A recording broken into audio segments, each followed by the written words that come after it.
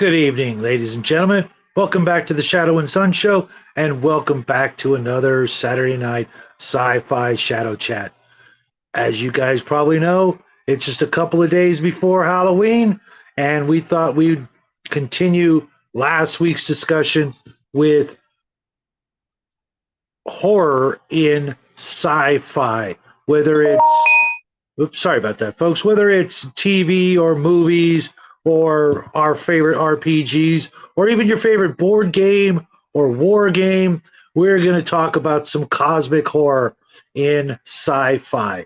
I will be joined shortly by a couple of guests, but in the meantime, I did put the link in the chat for those of you who want to pop in and say hello. So I hope you guys are all getting ready for Halloween. It's only 2 days away, and I don't know about you, but it's one of my favorite holidays. Not my favorite holiday. It used to be, but now it's been replaced with something else. And here comes the little guy, my son. How you doing, buddy? Hello, What is I'm that? here. What is that You don't image? remember this picture? What is that picture?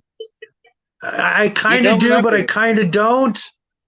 I remember the Oh, mustache. Is that your conductor's outfit? no. Okay, because that we, There we were two just other people in this we picture, just just saw so you that a know. while. Oh, okay. Then I don't remember that image. How you doing over there? Okay. Good? Okay, cool. Did you get a chance to watch Halloween yet? Not yet, but Hello. soon. Oh, okay. Okay. Well, the night is still young. It's only seven Hello? o'clock here Can you hear in me? Avocado. Yeah, yeah, I can hear you. Yeah. It's only Good. 7 o'clock here in Avocado Land, so hopefully, when this show is done, you'll get a chance to watch it, or you can try to get up early and watch it tomorrow. So we'll be ready for the Cigar DM show tomorrow. So what have you been doing today? Not much? Well, you're real talkative, aren't you? Not really, no. Are you surrounded by family and you can't talk or something, or what's the deal? No, I'm outside. Oh, okay. All right. Well, Just did you have dying. a good dinner? I hope at least. Oh, your allergies bugging What? you. Okay. Well, your Yes. allergies bothering you still? Okay, well, if you have to, Yes. honk the old snozzola, mute the mic for us because nobody wants to hear that. No. But did you have a good dinner at least? Yes. Okay, as you can tell, folks, he's visiting family tonight, just for the for the day, and he'll be back tomorrow for the Sunday show off show. And hope you guys are ready for that because I've been working my butt off all day, painting up the projects that we're going to show off tomorrow. So until Kai gets here, let's talk a little sci-fi, cosmic horror. I know it's kind of your bag. Great. You could say that. So what does cosmic horror mean to you? Now, that's a difficult question. Ow. Oh, they're all going to be tough. Fantastic. Well, what do you think it means? Wait.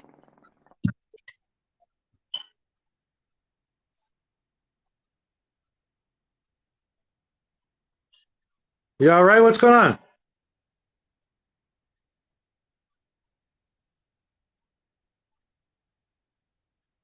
A helicopter flew over? Oh, okay.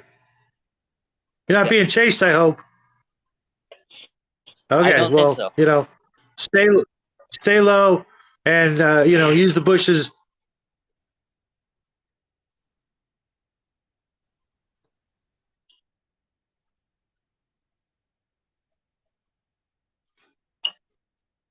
So, question, buddy. Tell us what you think cosmic horror means.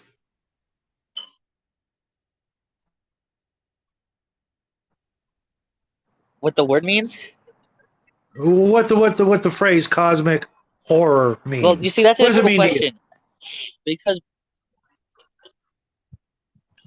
all right, so Because typically that word or the phrase is understood as meaning horror that comes from more of the idea of something that humans can't understand. To simplify it and to give okay, a accurate definition, that's what I would say.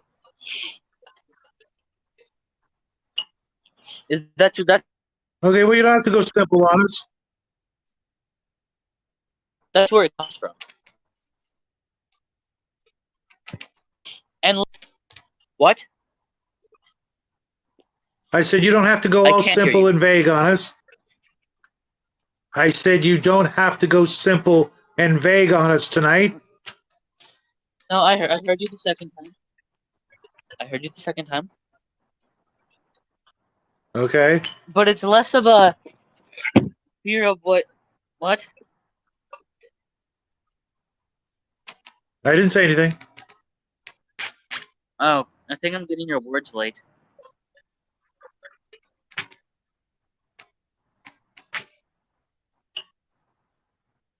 No, I'm letting you talk, buddy. Okay, well, I think you probably said that 20 seconds ago. Uh, so what I would say is that it's horror that comes from not being able to comprehend the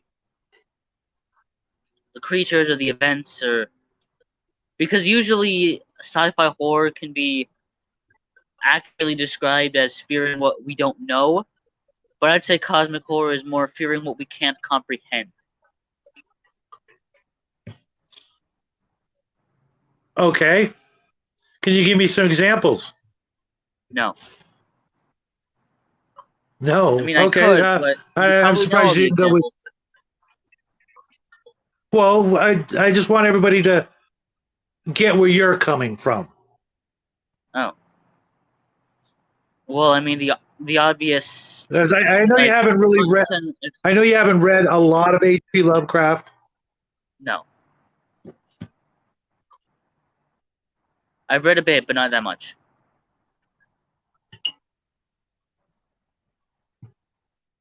You read. Well, what did you read? The Call of Cthulhu and The Outsider. I only read the Call of Cthulhu in Spanish, and it was a kid's version. Okay. Well, yeah, I'm sure they still give you, a pretty good idea, right? Don't remember anything from it. Okay. What about some of the other Cthulhu monsters?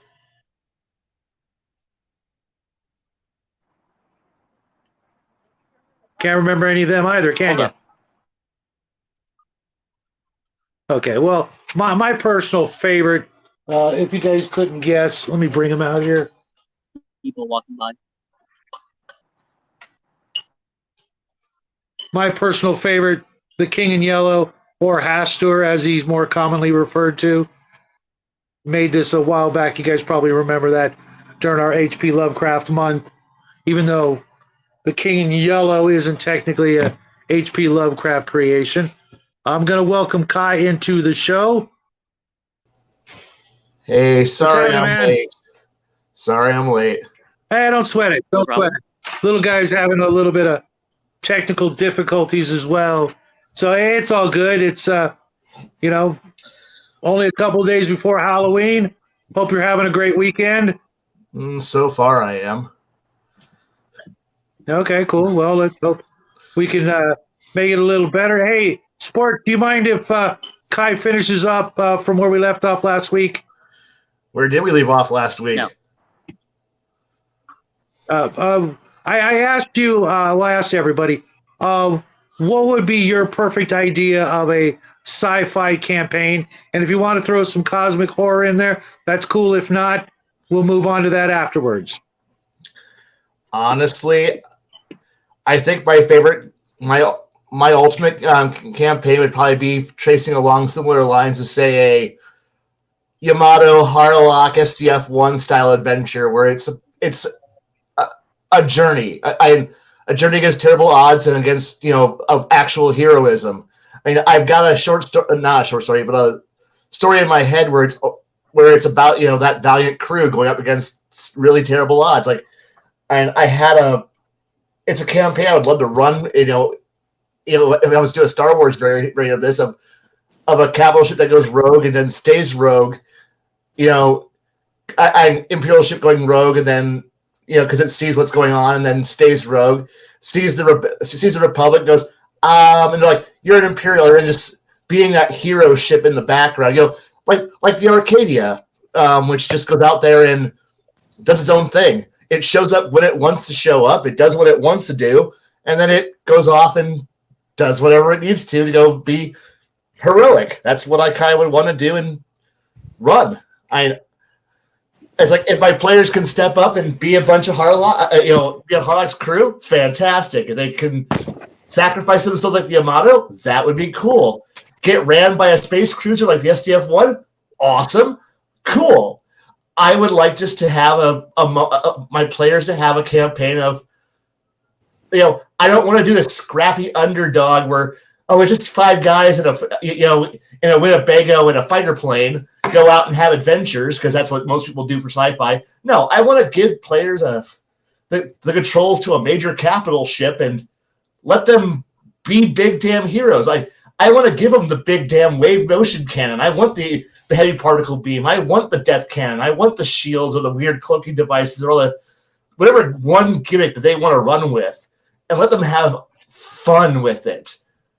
That would be a fun campaign for me, and that way I can just take them from one threat to the next. Be it the your own allies turning against you because you're doing something that you don't want that they don't want you to do. Season 2, SDF-1, Yamato going rogue against the White Comet Empire, and the fleet going, don't do this, and here's the Andromeda going, stop, and the Yamato going through and doing cool shit like that. That's what I would love to see. That's like my idea of what a heroic sci-fi campaign would actually be like. Maybe that could be because of the fact that I've watched way too many of these shows. A lot. And you picked some good ones. A couple of my favorites. I don't know too many people who actually remember Captain Harlock. And, I love all versions of Harlock. There's even a Harlock series that was made mid-2000s where he actually encounters a cosmic horror type thing which actually deletes the Earth. And he has to literally go and fight that to save the Earth. Even to the point where the big bad cosmic horror aliens actually zap the Arcadia, send it to hell, and you're like, oh shit, they actually beat Harlock, and then the aliens open the gates to hell itself, and what's waiting on the other side of the gates to hell? The Arcadia comes right the fuck out and starts blasting the shit out of the big bad aliens because hell can't hold the Arcadia. That's how simple it is. Evening, Hungar. I'm glad that you're home now. I'm not home. Oh, okay. Sorry, it looked a little bit more like it, but I was at home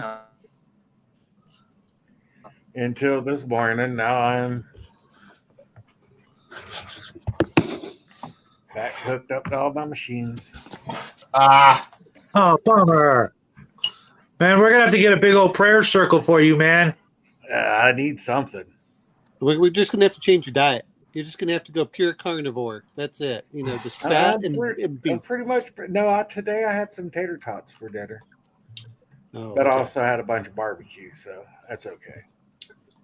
Yeah, but barbecue a lot of times has that sugar in it and the sauce. So Actually, my sugar was kind of low. They got me hooked up to the IV, of course. Yeah. With the sugar wire. I mean, But I'll be all right. It's just, neurological bullshit. All right. Shadow, I feel bad. What was the question? Because I was talking to my son just before I came on. Oh, well, we were letting Kai catch up with us from last week because We had to end before he got a chance to talk about his ideal favorite sci-fi campaign or game that he'd like to run. I'm going to bring this up because Kai just got my mind going. I like the small ships, but man, there's something to be said for the Imperial Rogue Trader in Warhammer 40K. Oh God, yes. Because it's like, well, what do you have? Well, your job is to go out and conquer as much as you can at the expense of the universe, and we're going to let you basically break a lot of the laws. You're going to have your whole ship fleet. You know, if you're like 100,000, or you get a small armada, and you go out there and you just kick ass, and you can trade it. I hate saying it. It reminds me of what I want to say. It reminds me of what was it? Was it Captain Morgan or Lafayette? Anyway, one of them. We had 1,000 pirates going out into the world with 30 or 40 ships. I mean, he had a small navy with them, and I said, "Yep, that's Rogue Trader right there." And the thing is that because you're a rogue trader, the Imperial, and Navy looks the other way when you show up, and you might have started out with going out to sitting out into the void with a decommissioned Lunar class battle cruiser, but somehow over the course of time you've managed to beat up Eldar Corsairs, and now you've got Pulsar lances, which are totally prescribed technology on your and replacing your macro cannons on your on port and starboard, and people are going, you shouldn't have you can't have Pulsar lances. That's Eldar tech. Can't hear you, Rogue Trader. Bye bye. And then you. It's not just that. You can have the Eldar captain who's with you. Oh yeah, because it's like, oh yeah, you can't have an Eldar captain with you. My decree right here says I'm allowed to break a few of the rules as long as I don't go into core space. As long as you're on that edge, they'll look the other way. You can have, what is it? One of the options was you could be a green skin, which I think is cool. Anyway, sorry. It's because at that point you're like you can't have that, Xeno. I'm sorry. I'm going to pass you off to my lawyer. I'm Zog, the orc in a tie, who's like, Actually, it's not just that. It's not that you necessarily do it. It's like, all right, guys, we're going to be going into Imperium space. You guys just hide over here and stay over there while I go and go in there. And then they're like, we heard that you have an orc. There's no orc in here. You must have heard wrong. Meantime, he's like, that's what I always looked at the Rogue Trader. It's like, I'll play your little game. We'll pretend I don't have any Xenos, and you'll pretend I don't have any Xenos, and we'll go on our separate ways. As long as I am expanding the Imperium, we're cool. Yeah, your communication officer has pointy ears. It's a mutation, a minor one, not a bad one. It's a stable mutation, just like my ratlings. Okay. Oh God, ratlings! Fuck those little halfling bastards. Well, yeah, but I mean, but your ratlings and your ogrins and yeah, all of them, and the squats down engineering.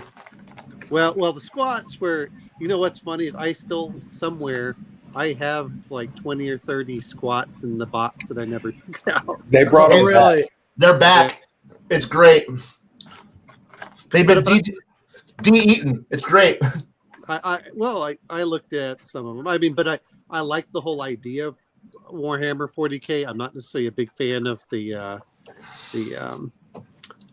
rule set, but I love that a whole idea, like you're saying, is all right. And what I really love is because it is 40K. It's not like it's 5 or 6 of you. You got 40,000 of you. I know. Look, games are bad. Setting is fun. It's dumb, but it's fun.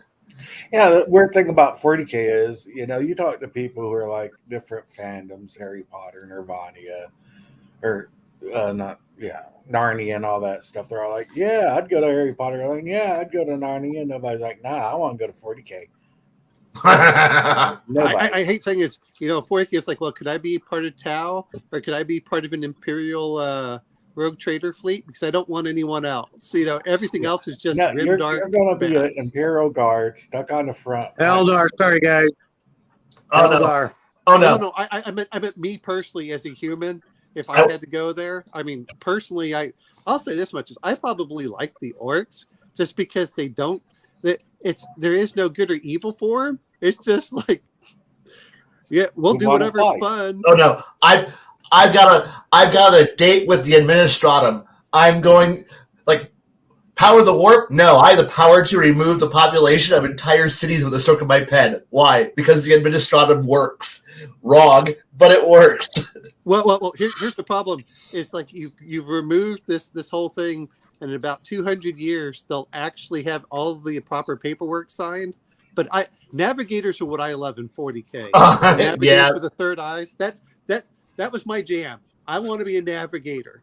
Everything else go screw itself. Or you're going to be a sucker and fed to the Golden Throne. Only if you're unstable and you can't pass the black ship test. Get sanctioned and you're okay. Remember, we're all rogue traders. We all want to be rogue traders. We don't want to be in the bureaucracy. Well, says you. I want to be part of the Administratum. Thank you. Well, look, yeah, but I can tell you this much: being a bureaucrat, somewhat in real life, no, yeah. You don't. Yeah. I mean, even when you can jam stuff up, you're just like, all right, I fill up. What is that old Akira Kurosawa film? Did you ever? Yes. Where he's trying to get a park. I don't know if you guys have ever seen that. Ikachari or whatever. Yes. He has stomach cancer, and he has to go through, and he's threatened by everybody just so he can get one stupid park before he dies. I understand. I'm familiar with that one. What's that, Shadow? Oh no, I'm not familiar with that one. It's one of his classic Akira Kurosawa films, but it's like right after World War II, and that you have a middling bureaucrat, and it's the typical thing. Well, tell him to go over here, tell him to go over there.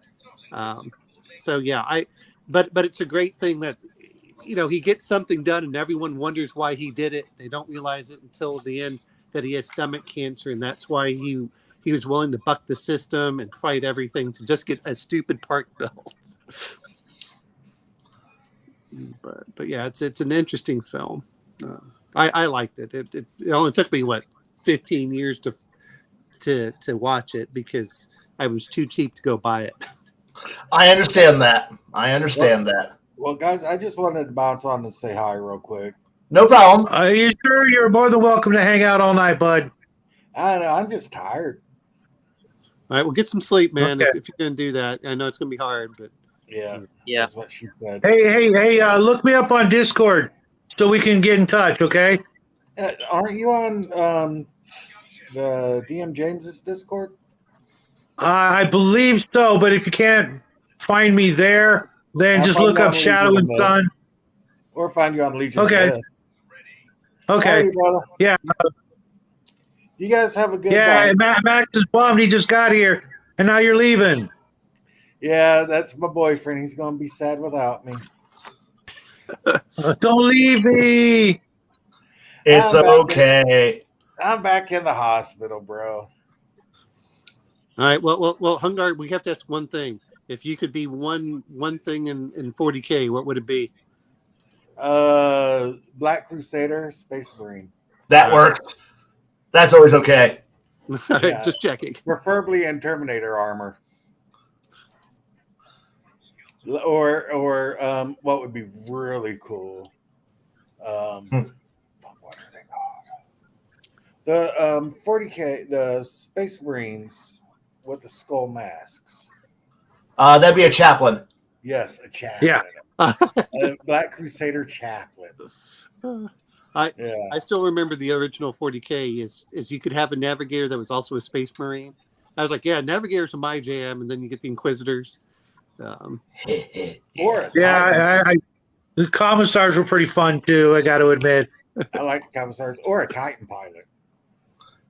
Oh yeah, but now you're starting to go into Adeptus Mechanicus, and we're starting to get some weird people there. They are weird people. Yeah, this is weird. Piloting a city. Yes. Once I did get the Dark Heresy, and they had I'm not sure if it's still up, but Cubicle 7 had, where you could get basically all the Rogue Trader stuff. And I decided to get that just, to go in there. But I love the world. the mechanics, and maybe it's just me, it seems to be hard for me to get into it.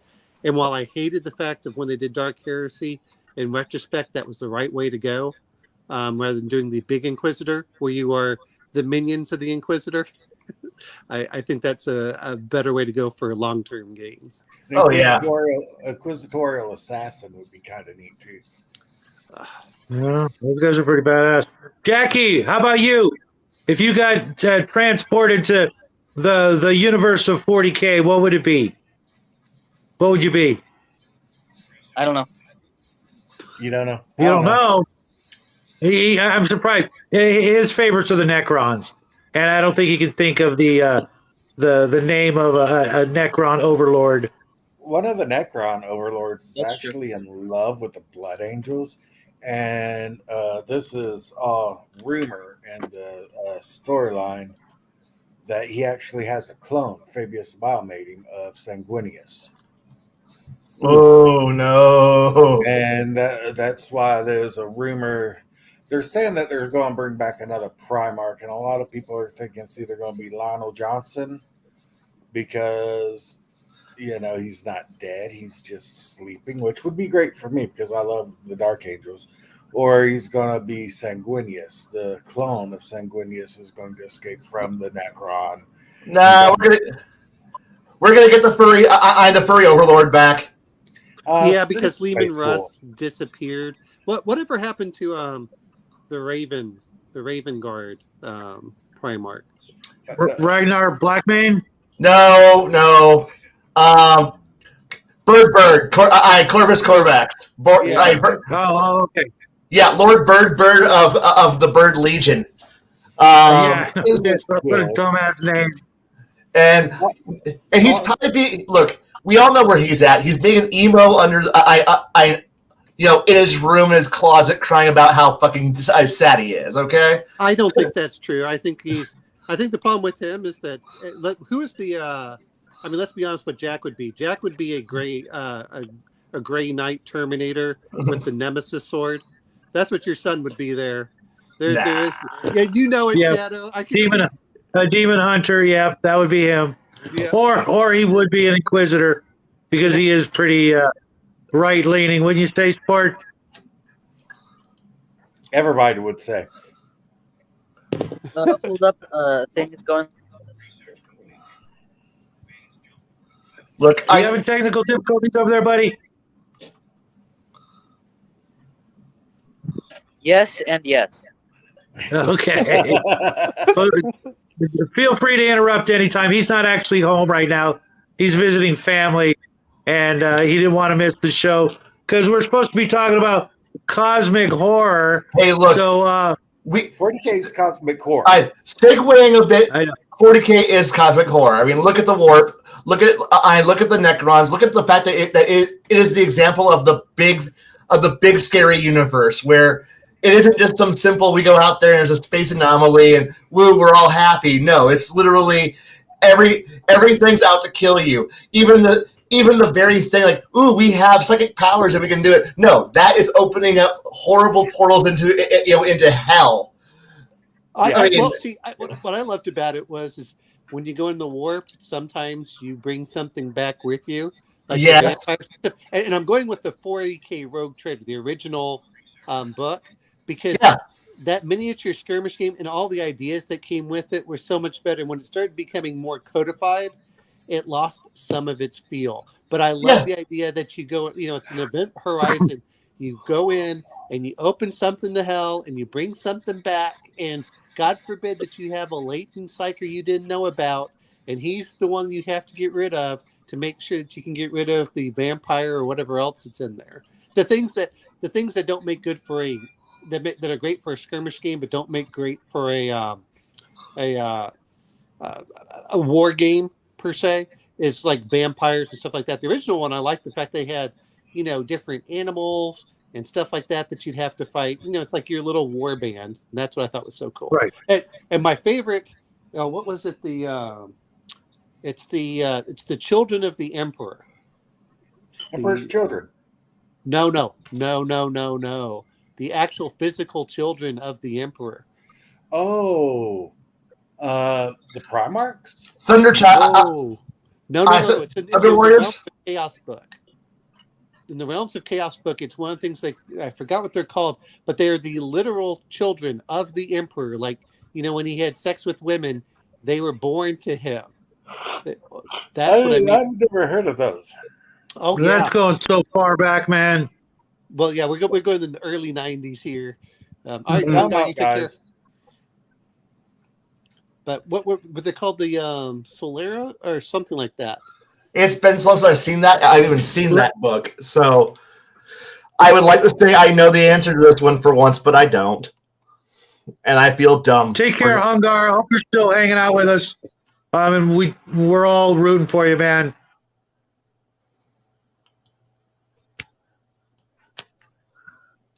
Man, that bums me out, man.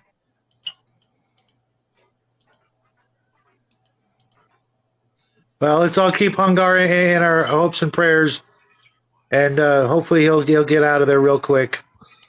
I think Mirror, his energy is better than I think a lot.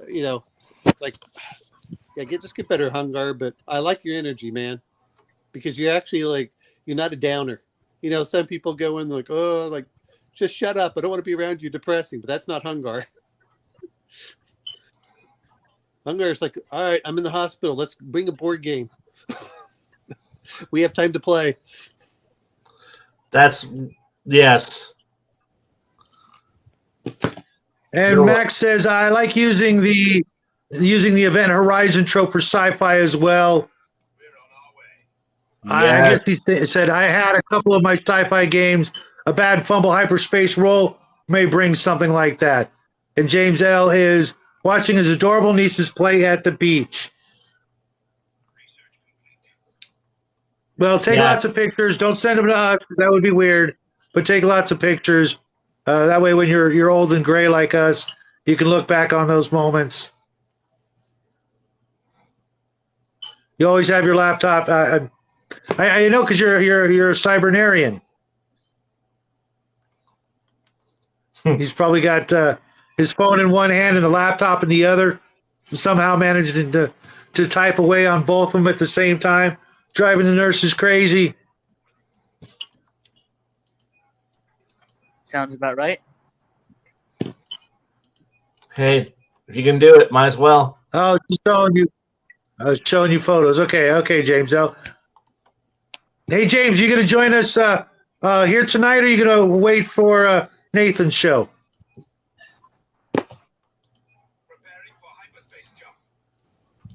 Hey, we love you right back there, Hungar.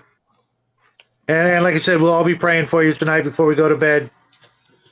Especially since Halloween's coming, we've got to make sure all those things under our beds stay firmly under our beds. Where's the fun in that? Joke's on you. I sleep on the mattress. Yeah, I know. Well, maybe they're inside your box spring and you don't know about it, sport.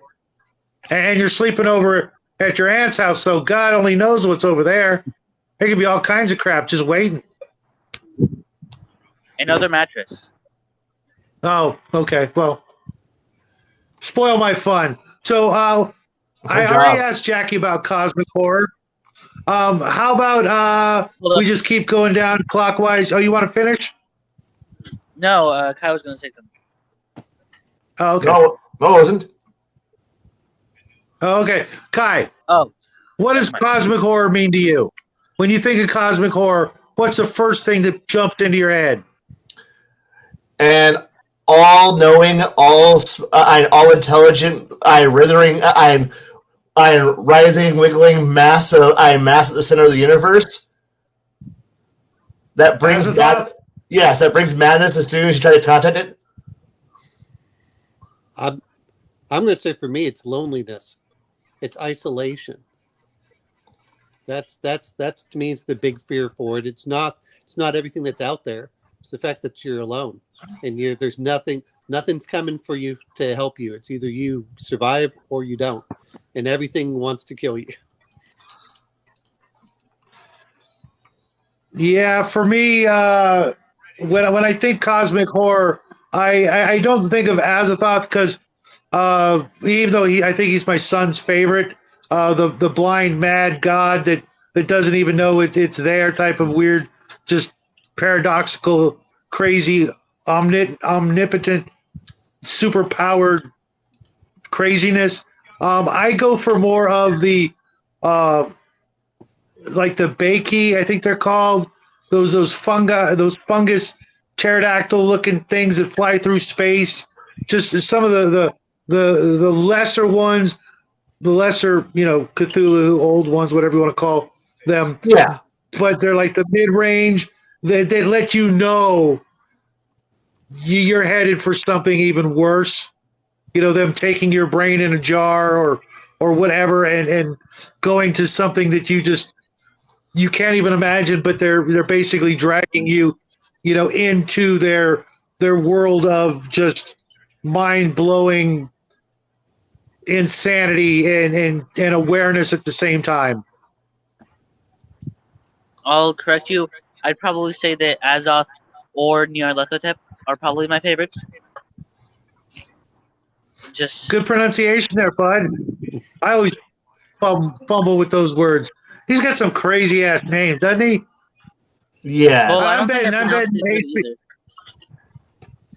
either. Yeah, you did. You did really well. I'm guessing though. H.P. Lovecraft had like a shaker full of Scrabble letters, and he just shook them out on the table, and just okay, that's it. Either that, or he knows stuff or knew stuff that we don't want to know. Well, I think some of Well, it he is. did what I do whenever I'm coming up with a weird name, and just the first thing that comes to mind. I'm going to bring this up. Is I think what he did is he was hanging out with too many people that had Norse mythology and Irish mythology, and just started to just combine the vowels and spell. I can believe that one. I mean, what is it, Yggdrasil or whatever it's called, the tree? I mean, that's as hard to say as any Cthulhu mythos name. Oh, Okay, just- I'm stealing this one. I'm stealing this one from James L.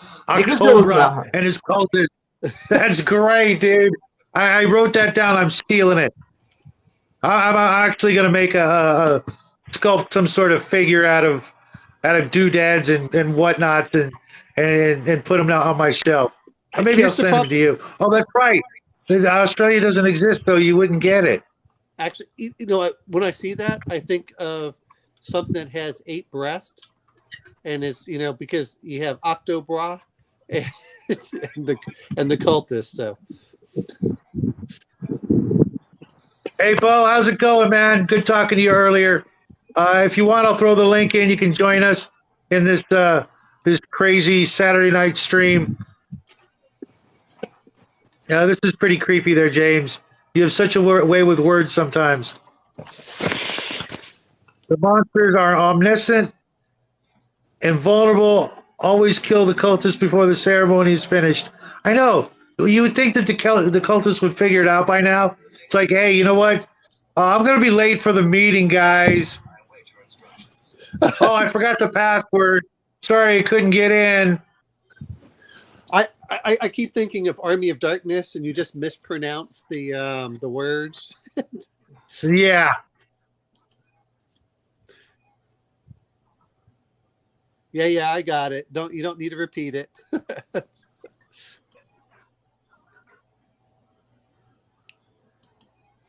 Max says, I don't think I like their kind. They'll suck out your brain through a straw. You just can't trust those guys. Yeah, you really can't. And Mage's Musings is here. Have you guys ever checked out Mage's Musings site, his channel? I've looked at bits and pieces. To be fair, I really should go over there because, and it's a good job with the whole puppet thing. Yeah, it's so refreshingly unique, with his paper stand-ups or standees, and the whole thing. Jackie's got a sub to his channel as soon as he gets a chance. I'll send you a link later, buddy. It's just, I don't want to say cute, but it kind of is. But I know you're going for something, just a middle between like cute and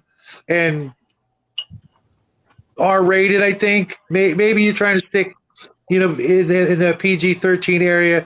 But Klaatu, Verata, cough. Yeah, exactly. That's the kind of cultist I'd be. Yeah, I got it. Oh, okay, Bo, just hang out with us and get used to the gang. Most of these guys are always here. My son's up in the upper right hand corner. Omenal with no picture, and Kai. What's that image you got on your screen? That's Howard, the engineer from down Periscope. Okay, gotcha. Sorry, it's still up from Thursday. Let me change that real fast, something more appropriate. No worries, no worries. There we go. Because we talked about 40K earlier. So Well, it says, do not stare hard at the statues or read the books out loud. Yeah. It's funny. Have any of you guys ever read the Necronomicon that came out decades ago? no. No, just me. Just me. Okay. At that point, Yeah, I think I must have at that point just gotten over my Lovecraftian obsession. So yeah, I see. I read this book. It was a paperback book of H.P. Lovecraft's short stories, and I was like 13 at the time, so I knew the whole Necronomicon was, just a made up book and stuff. But I still saw the Necronomicon for sale in my local bookstore. And I'm like, oh, I got to grab this. This is going to be, useful for, playing magic users and stuff like that. And oh my God, those guys were just so full of themselves thinking, oh, we're going to pull something off on these people, throwing in, what they said were, actual spells and crap. But I want to introduce you to a new friend of ours. Oh, how the hell are you, man? Hey, thanks for having me on. This is great. Hey, no problem, man. The audio's a little wobbly. That's okay. I've got a really good Wi-Fi connection. I don't know about my technology. Hey, I'm running off a tablet. My son's. Are you using your Chromebook or your tablet? Telephone, actually. No, I meant Jack, my son. Yeah. What are you using, Jack? See? He's probably being distracted by his aunt and uncles and stuff. But Bo's a miniature painter like myself. And welcome to the show. We're going to talk about cosmic horror in sci-fi. Who didn't get a chance to answer the question? Owen? Oh no, I said my whole thing with the horror is loneliness. And Oh yeah, with the yeah, right, the isolation. Yeah, that was something I touched upon last week as well. It's that's a toughie because you're really just trying to overcome yourself more than anything else and trying not to become a reaver, I guess. I mean, even if you're looking, even if you look at Alien, they're all alone fighting one thing. Whereas, if you just had a good gun, this wouldn't be so hard. But then you have the problem of, well, if you kill it, it eats through the hull, and then you're gonna be sucked out into space. And so you have so many different things you have to be careful of while you're out there. Or whether you look at the Expanse, just the fact of, and it's great for an RPG because you can give characters challenges without having to always make it a big fight. And even though they're not quote alone, they are isolated. As even the Battlestar Galactica, when you look at it and they're running from whatever's there, your resources are beginning to drop out. There is no help. There is no real hope. Well, you have one little hope that you can get to the one place so you can refuel and try making a better world, and that's it. And that's where I think sometimes the horror comes in. Is it's there is no, you can't just relax. It's part of that. And James L says, by letting the Dark One consume us, we join him. I'm going to hard pass on that. I hope everybody else will do the same because that just sounds awful. And Mage's Musings is working on his next video. So if you guys get a chance, go check him out. It's just good, clean fun for the most part. And James L. again, I'm just a clump of cells just to stay in the arcane plans of the Eldritch Master. No, James. No, you're not. No, you're not. You're much more than a You clump know of what you cells, said just a and while you're ago is definitely. I'm blaming James L and his midichlorians. Oops. Ow. That pissed me off so much when they did that in the prequels. Like, really, the whole thing that made it so great is that if you train hard enough, you can become a Jedi. Not that, well, if you have these little magical things in your cells, only then can you become a Jedi. Like, you just ruined the whole aspect of what Oh, come becoming a on. Jedi is.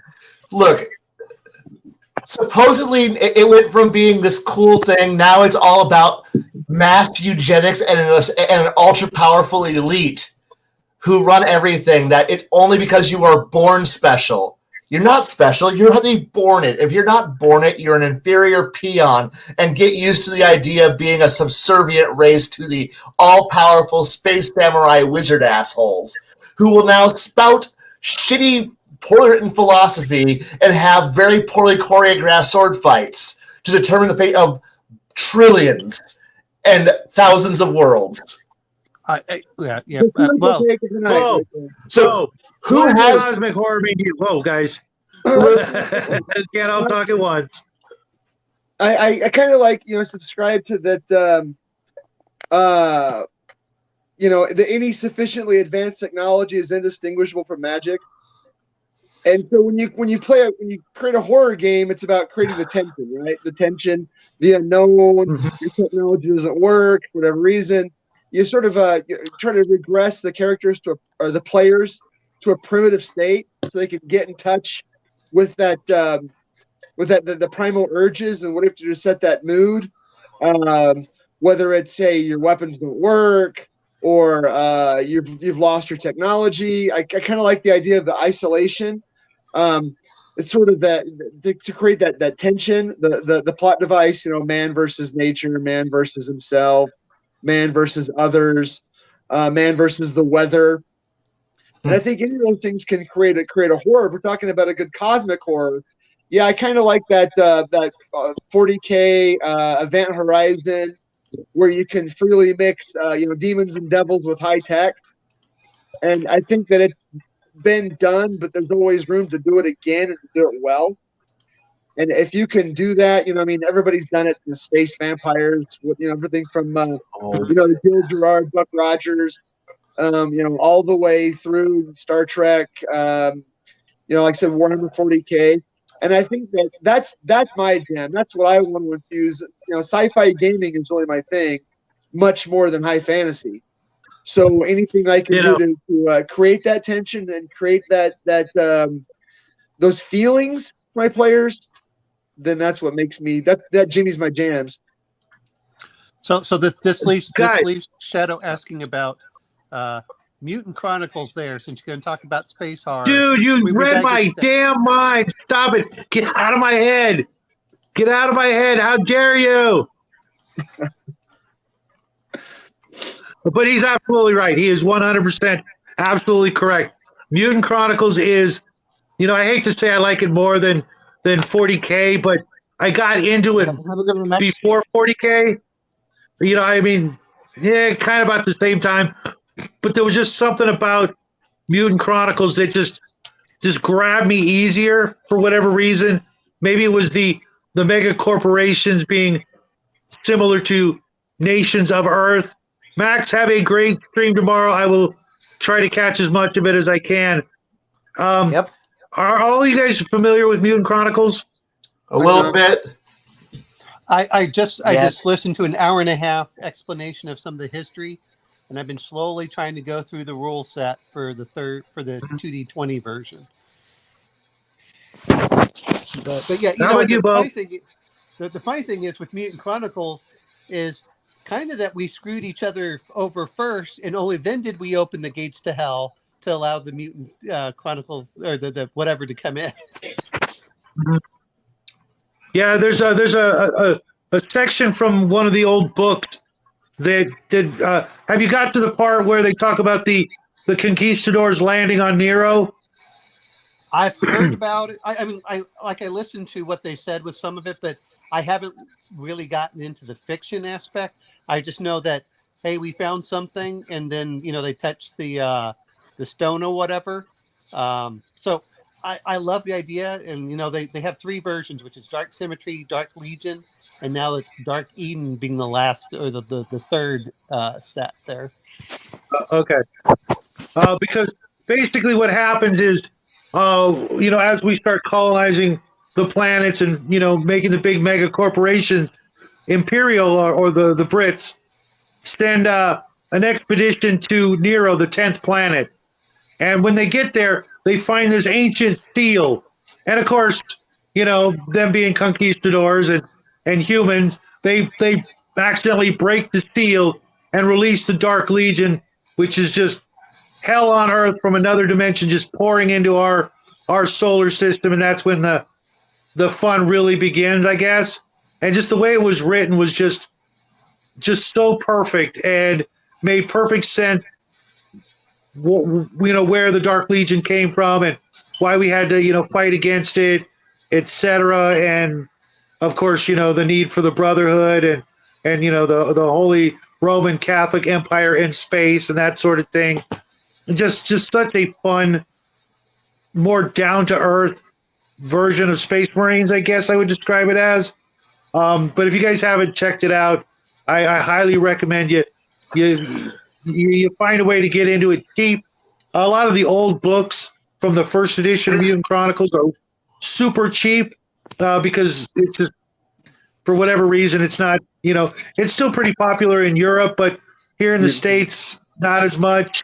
There's another game that's also pretty good for doing, like, if you like your wargaming and with a good role playing and a good fleet action level of it, there's Drop Fleet Commander, which is also Drop Zone Commander, which you get to deal with humans who have been who are survivors of a diaspora that pretty much happened because of giant parasites that bind and eat, bind and mutate people, and it's the human attempt to try to retake the core worlds of humanity, while yet deal with also transhumanists who are also who also fled because of some giant wonder sphere, and they're now beyond human, and they got the humans who were left behind who are going, we don't want any of you back. Well, yes, we want you back, we don't want you back.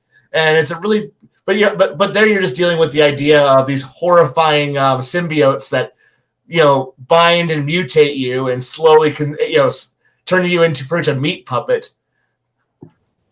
So James L. Omen says the PDFs are like dirt cheap over at is it Drive-Thru?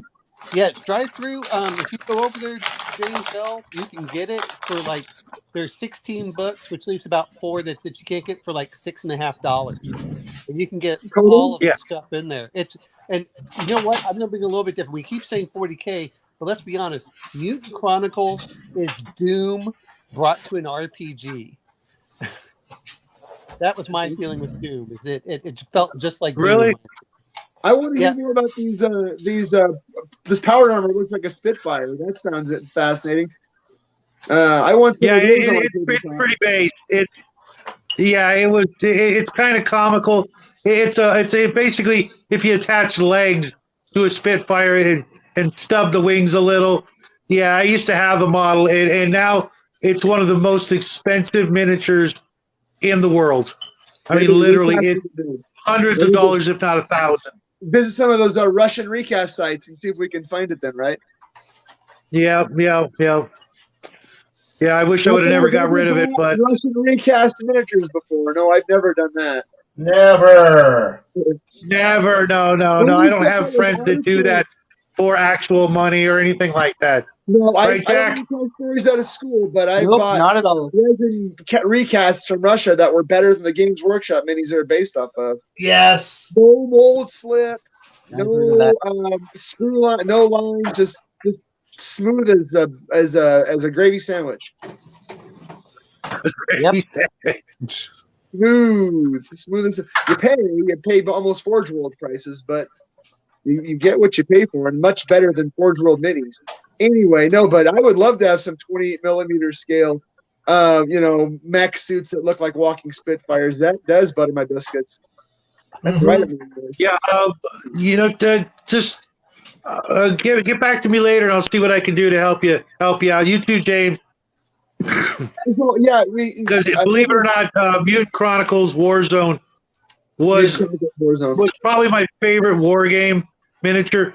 I liked one of the things I liked about Mutant Chronicles Warzone, which is the name of the war game, is that every single miniature has like 3 actions or more, and you get to choose what those actions are, and they don't all have to be the same, even within a squad.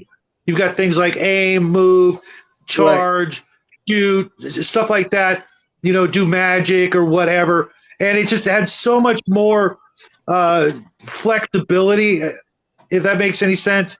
Whether it be a character or a squad, and obviously you take turns activating. You activate something. It could be a dude, a squad, a tank, and then it's my turn. So it's not all one-sided. Like you move all your troops, and then you just stand there and get shot at, or you move all your troops and shoot, and then the other guy's just like sitting there with his dick in his hand with nothing left to do afterwards.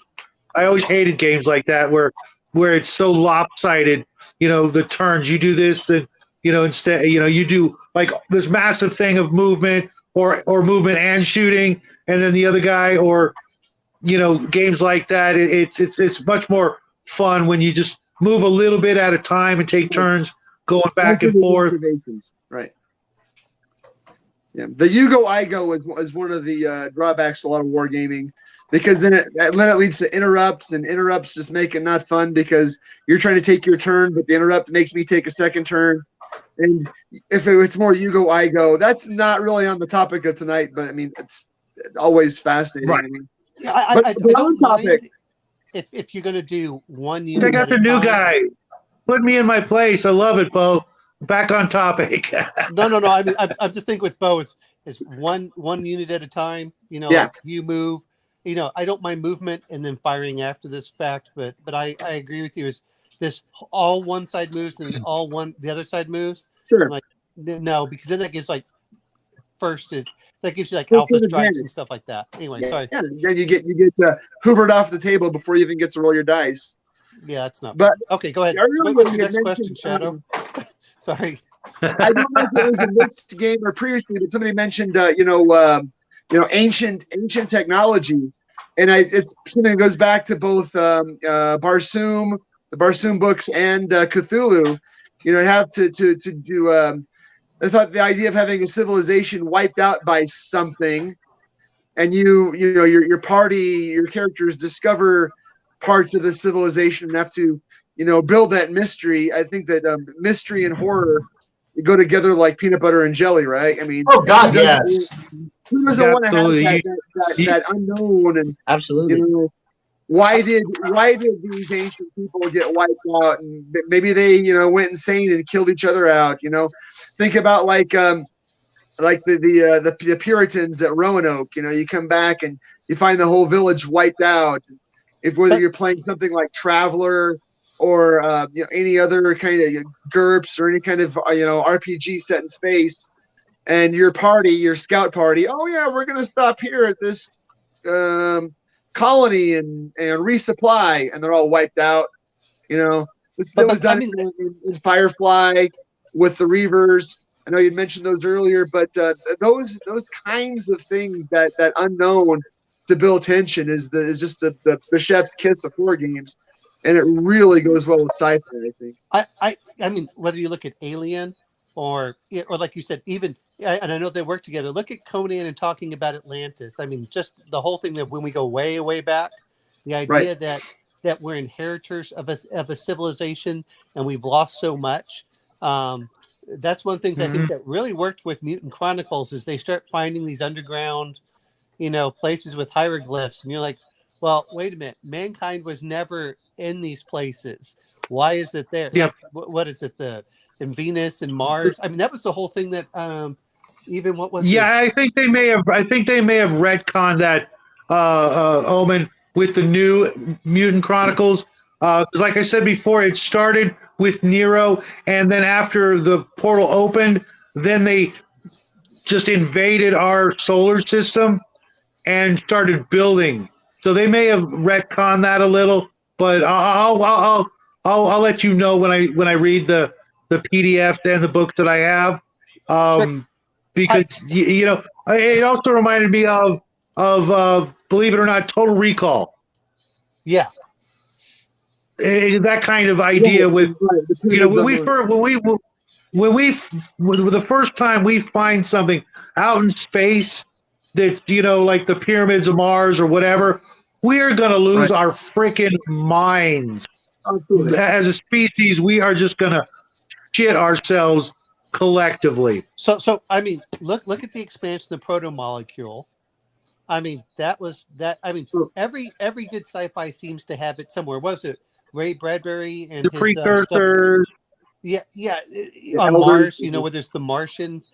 Yeah, there's always a feeling that there's a sense of something that we lost and where the inheritors. But even with Mutant Chronicles, I think that as they were exploring the planets and not going to Nero, but before they did that, they started finding these underground caves with hieroglyphs, and they're like, "That's just weird." And they're like, we don't care. Well, we'll keep terraforming."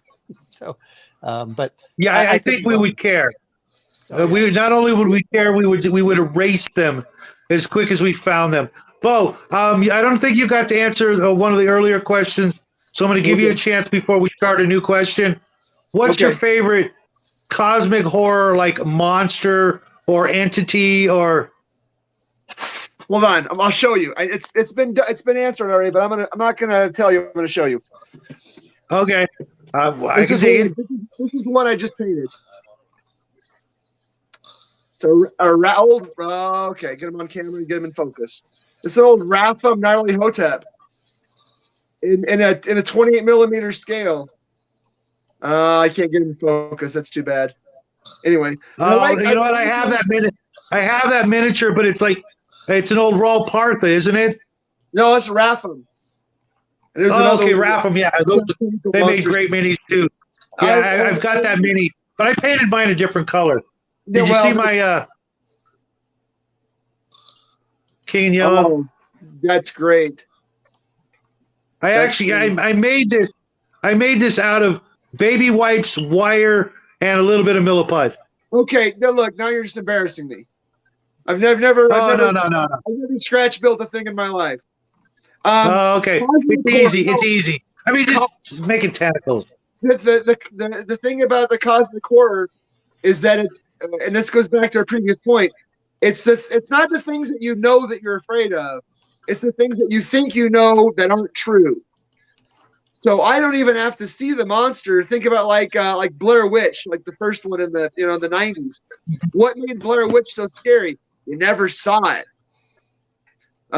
For all the hokiness of it. Another one that, again, going back to 1978 or 79, the Gil Gerard, Buck Rogers space vampire. Had that sort of that Nosferatu look for it. And when it wraps its fingers around, Aaron Gray's throat, and I was like 6, man, that scared the heck out of me.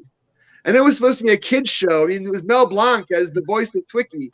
But, man, that's the space vampire. That's some, again, I don't want to see, I don't need a slasher like, or the first Alien. What made the first Alien so scary? You never saw it. And so you get this this mission creep in horror movies. Why did the second Aliens have, unlimited hordes of them? Well, because the Space Marines had automatic rifles with exploding ammunition. So we couldn't have one alien.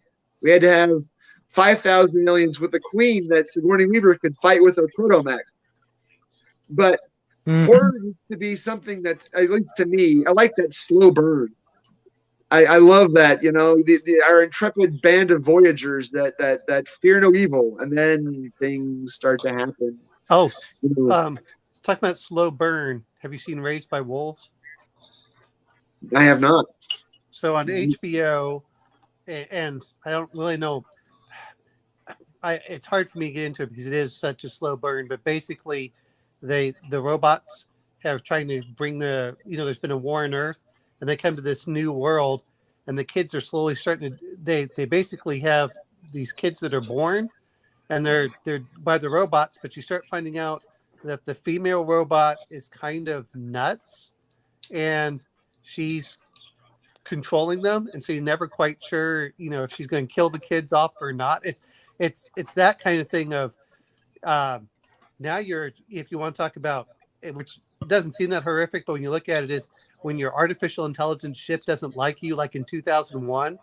Yes. Deal with that, and it's controlling you, and you're like, why does it seem to be this way? And you realize that it's working in your quote benevolence, but you don't have any real choices. That wasn't that one a real AI just a couple years back. It was on a talk show, and the AI talked about how it was going to enslave humanity and it's going to keep us all in the dude. I've been watching one of my new things I watch on YouTube are the new androids that are being made all over the planet. Exactly. The weird thing is they're only making women. Nobody cares about making male androids. All the ones that look human are all female. They don't care about making male robots. I wonder why. Oh yeah, because they're just going to use us as slaves. I'm going to bring up a little bit creepy. different. I'm going to bring up a little bit different here, which is, I kind of like a woman that will actually do something rather than bitch. So no, I would be. My wife's not down in the basement with me. I tell you what. All I can think is Rick and Morty with Gwendolyn. If anyone saw that episode with the Gazorpazorp, where he has a child and they have, what it is basically, if you remember Zardoz. Oh yeah.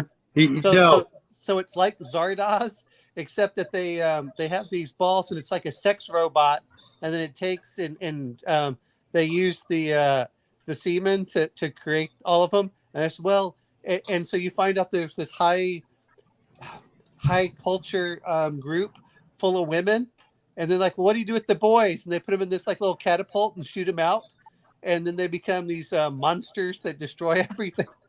And so that's what I was thinking of, is that's why we have all the women, is why do we have to do it? The women don't care about things, men are okay with things.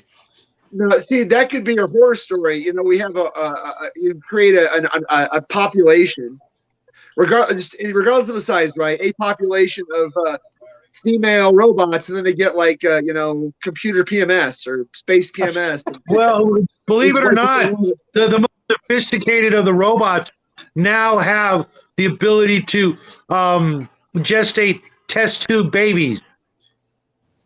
I saw that. It's freaking creepy as hell, but damn, women better wise up. They better start being nice to us. Did you ever see the Outer Limits, the 1995 version?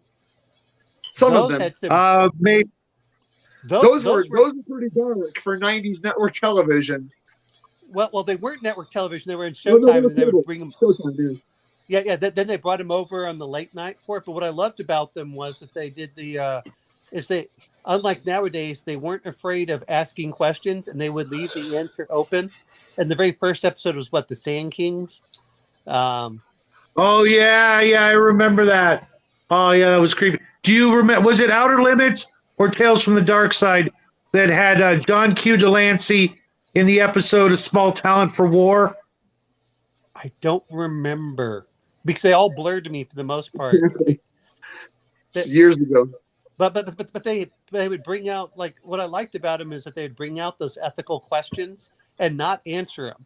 So they would give you in certain cases it would turn out bad, in certain cases it would turn out good, and it really depends on what's going on. Like they had the one with Leonard Nimoy about playing chess, and what was it? The guy who played John Boy, where he decides to take this drug that will make him quote immortal with nanites, and it just becomes a living horror for him. Like every time something bad happens to him, his body keeps on altering him. So like if he got one thing, so it started putting like poison spines on him, and it grew like a third eye in his head. It's the question is are you, just because you think that you're doing something good, does it turn out to be that way? I love those aspects for sci-fi of, or even Frankenstein asked that very same question. At which point are you playing God and you don't realize what you're doing? Okay, let me ask the question then, because we're all gamers, and I presume we've both run and played various tabletop and RPGs. So Absolutely.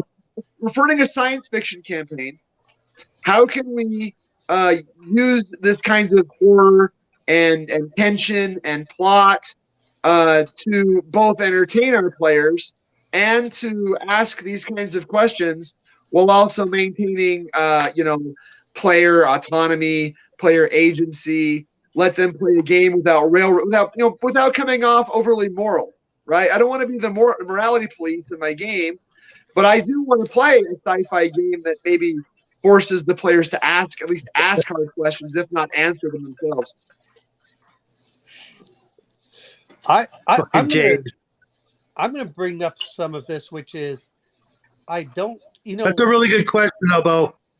if your players, and when we talk about Railroad, I don't really want to say it's a railroad, but let's say that we do a game like Outland, where you go out and you're already on a set area. The all too often it's like, well, I can travel from place to place, but if you're going over and you have an investigative aspect, doesn't matter what game, right. You're investigating a murder or something like that. A perfect example actually is like The Expanse, where I actually like the character they got rid of, which was the detective at the beginning, and he starts finding out all these things, and you start unraveling, and you start questioning these things. That's what I'm thinking of. You can do the same thing with Alien, where, hey, we're gonna go over and we're gonna land on this certain one. Not that it's the best, but the idea. Sometimes I like the ideas and I hate the execution. Is look at what was it, Alien 4 or whatever it was, Alien Resurrection, where the question is, okay, they're doing all of these tests to bring back the alien, and if you're just the spaceship crew that's delivering stuff and you find out that you're delivering human bodies, do you really want to investigate what they're doing with those? I think those are things that we all look at. It's not that we're railroading them, but we're putting them in that situation where they ask those questions, and as things go wrong, they have to figure out what they're going to do. And so, yeah, your railroad might be get off the ship, but do you want to find out and you open up the little thing like, oh, they're playing with the thing. What did that do? And why is it doing this? And do we really want to leave or destroy this before we leave? I think that's how you do it. It's not that I'm forcing them there, but once they're there, I leave the mysteries out for them to find. And then as things go worse and worse, they start saying, oh, a perfect example is anyone that's played Alien Isolation. And you start realizing, what are they doing there? I think it's another good game to talk about for that. Yeah, the second Alien movie was a really great example, because the cast, the party, the Space Marines, the Colonial Marines, they did have to ask these questions, but by the time they asked them, they could do nothing but survive. They realized that the corporation is trying to get them implanted, try to keep them alive, try to bring back the aliens in one piece. They realize how terrible their situation is, but extrapolate that example to other space horror settings. Like a Cthulhu situation where somebody does want to finish the Necronomicon, and how do you stop it? It's these are the things that I try to think about when I develop my own game campaigns, and try to make them as sandboxy as possible, and give the players opportunities to run all over and do anything, but also attempt to and like you said, investigate and answer and explore and complete a task and progress the game. I think some of it is, and we do have an advantage. This is kind of sometimes why I like, whether it's a fantasy game, putting people on islands. You're kind of you're limiting where they can go without really limiting their choices. Like, oh, okay, we're going to do this. A perfect example is like Isle of Dread, but it's the same thing when you go to a space station, or like you said with Aliens, you're going to the colony. Do they really want to go marooned on a planet? Or What's marooned that? on a planet? Or marooned on a planet? Right. Which was big in the old days. Back in the 70s, 80s, and 90s, that was like every sci-fi game had that scenario, marooned, one way or another, whether it was Traveler or Star Frontiers, etc. They always had that, starter mission kind of thing where you're marooned on a planet, and the goal is to find a Hey, way off. excuse me? Or yeah. I'm gonna have to go. Oh, you sure? Because I had a real big question for you, buddy. Can you come back? Okay, what? Probably not. Okay. No. Oh, really? Oh, okay. Well, No. real quick, tell us about your idea of a cosmic horror scenario. Because I know you got one. You've been working on it Real forever. quick. Yeah, I know. Well, the best you can. Okay, the fastest that I can. He's going to give us 8 words. Yeah, I'm gonna give you either 8 words or a 25-page essay. Okay, so I wouldn't I'm not entirely sure how I would describe it, but my scenario is, at least the one that I'm currently writing, I've said is a scenario in which, like, the entire galaxy has been taken over by this cosmic horror entity, and every single person has been forced and tricked into joining its cult, with the entire galaxy running on its semi philosophy, and it's everything in the galaxy is underneath it, and what it perceives, or as much as it can perceive, to be a perfect galaxy for itself.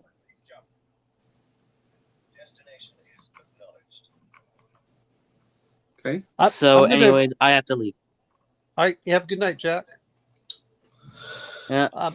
Can I bring something again, because we're talking about this, and I'm going to bring this up again just for, like you were talking about, is Mutant Chronicles with its cultists. Now we can do 40K, but the more I read into it, the more you realize that you can put players in an area and the world around you is altering. And if the players don't want to engage in that, and I know Chimerian loves doing this, but the world still goes, or it's Jade, the world still goes on. So whether you investigate or not, bad things will still happen if you don't stop them.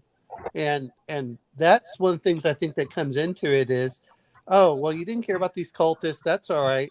But all of a sudden it starts getting over, and then the place starts getting overrun, and it slowly moves further and further forward up to the point, the players are going to be sucked in whether they like it or not, but it's not railroading them. It's the, I won't call it the Jordan Peterson dragon. The more you ignore it, the bigger it gets. If you put off small things, they'll get bigger and bigger until you finally have to address them. And I think that's a very good analogy. And I just mentioned that with the Mutant Chronicles, because that's what's going to happen. Is if you just ignore that thing with the cultist, yeah, it's just one murder. Okay, there's a little bit more. Or another good example, if we want to talk about movies, is Dark City. It's on my list, man. I haven't seen it yet.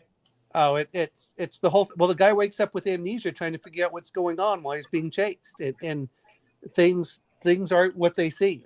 And that's one of the things I like about it. And to be fair, if you put something really, really good as far as a hook that gives, because I don't know about you, but I think everyone's kind of this way. They want to find out more about the world, and if you provide interesting hooks, they'll dig into them, and they'll go in directions you never expected them to. And then you're like, now I have to keep up with them to do so. Right. Yep. Hey, real quick, my son, he's working on a big story, and hopefully we'll get to hear more about it. But he's over at his aunt's, so he can't be at 2 places at once, and you guys will see more of him. He's just, like I said, he's got so much on his plate right now. So hopefully you guys will tune in next week. I got to leave real quick and carve pumpkins with my kids, but Shadow Man. Oh, okay. Enjoy, buddy. I love your videos with your boy, man. Those things they always kick me right in the funny bone. Super, Hey, super entertaining. Bo, it was great having you here. You got a spot next week if you want to hang out with us. Oh, If you can make the absolutely. time, etc. Absolutely. There's always room for one more. Also, this until we James hit guy, the- he's hilarious. Oh my God, he is one of the funniest guys I've ever met, and he's such a nice guy too. Hopefully next week maybe he'll join, and I'll just let you guys talk. And All right, I tell you what, let my son run the show. Perfect. Like I want to talk to you later in the week anyway, because I want to talk to you about some of those mini sources you were telling me about for Yeah, absolutely, buddy. the mutant game. Good And also, having you here. Have a great weekend and happy Halloween, man. yeah, peace. Thanks. Appreciate it. Bye. Yeah, he's Bo's a great guy, wouldn't you say, guys? Yeah. Oh yeah. Well, I mean, I even though we talk about some of the jerks out there, I'll be honest. Most of the people in this hobby are great to hang out with. You have common interests.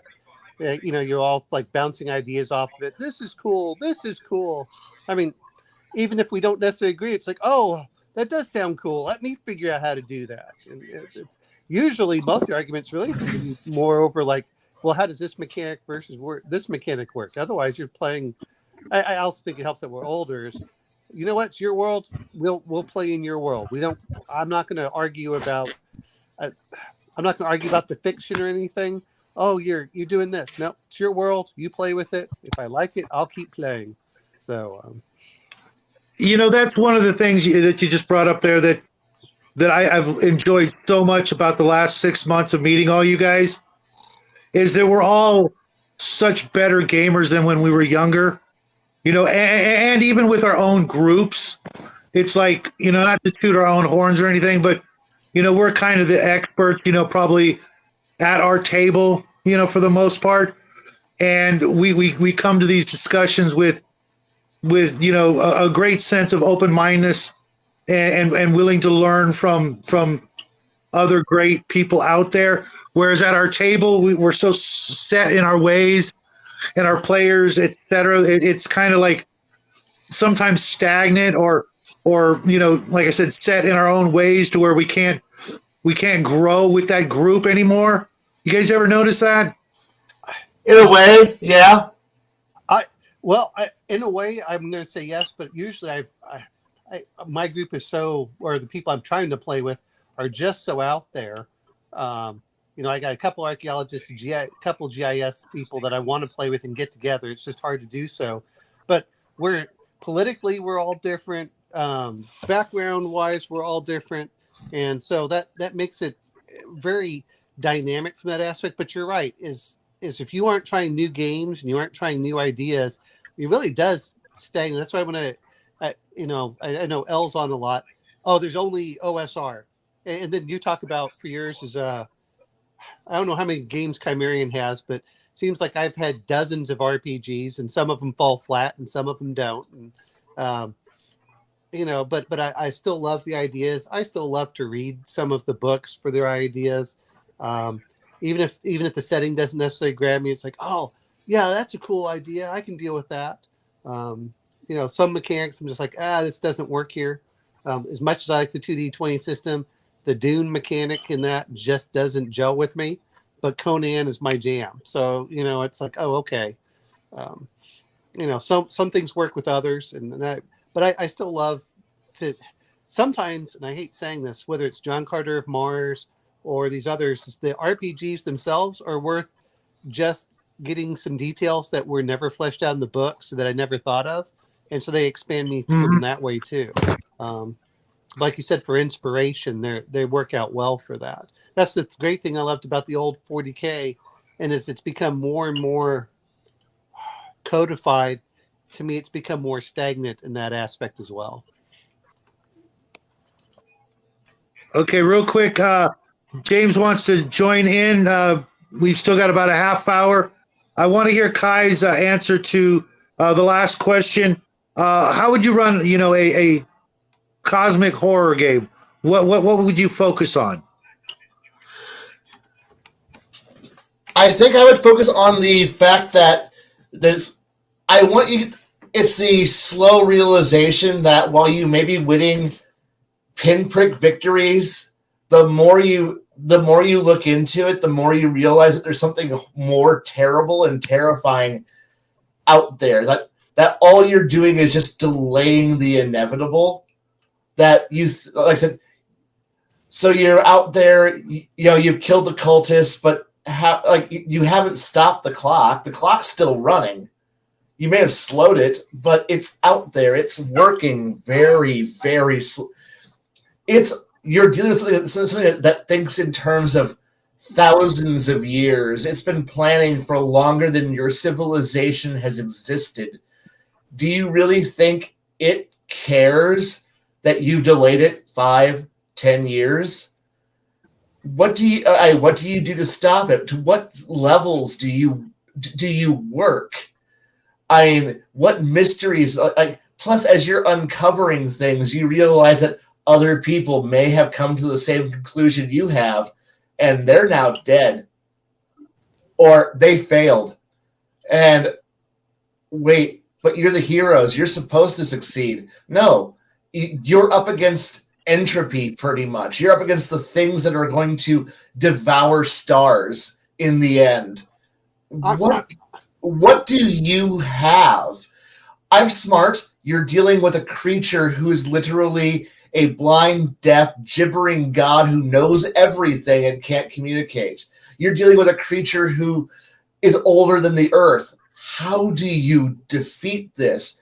Well, you may be a smart person, but you may pinprick it. Then you might find out that alien creature, that the evil empire that you've managed, this alien interstellar empire you've defeated that has so far beyond you, but you've managed to somehow defeat it and then captured one of their commanders. And then you interrogate it and you find out he's actually terrified of something.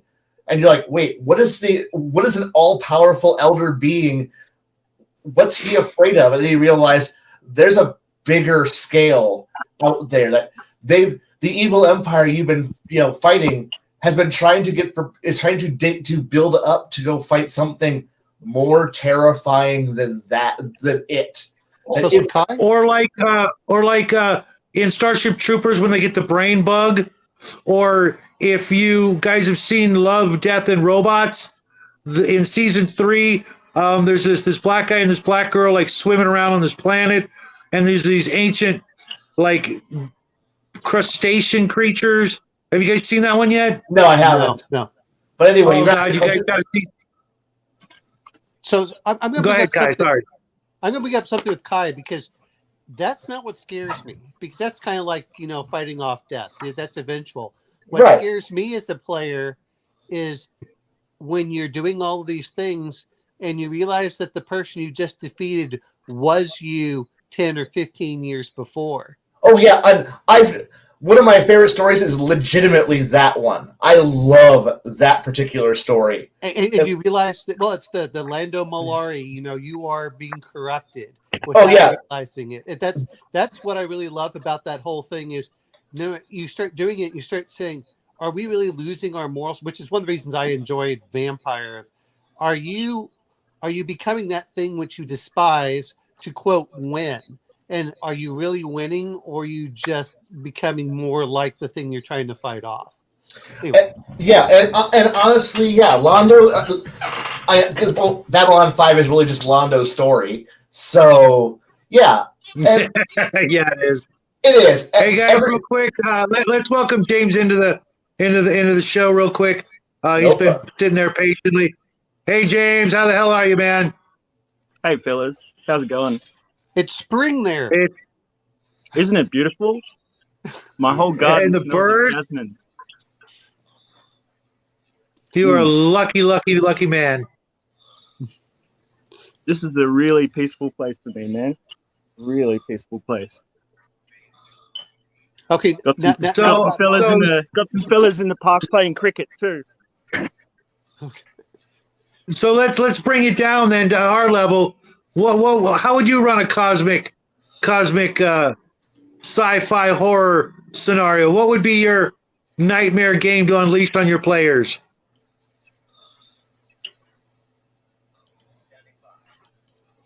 You already got mine, so The Marie Celeste. yes. I don't know if you've ever heard of the Marie Celeste, but it's like a ship they found. Nobody was aboard it. The meals were sitting on the table, virtually untouched. No sign of where the crew or the passengers went. Big old galley. I think coming across a space vessel like that would be really cool. Because it takes the ordinary and makes it creepy. I mean, that's like the power of Doctor Who, right? Like it has little kids afraid of mannequins and post boxes and Gas mask. whatever else Gas they mask. animate. Like, yeah, exactly. So yeah, just That take was something so creepy. take something mundane and put a big question mark on the end of it. And I've seen a lot of Star RPGs. They use exactly that. You come upon a derelict ship, and they did it in Firefly with that one guy that was becoming the Reaver, and he's like, no, we got to get out of here now.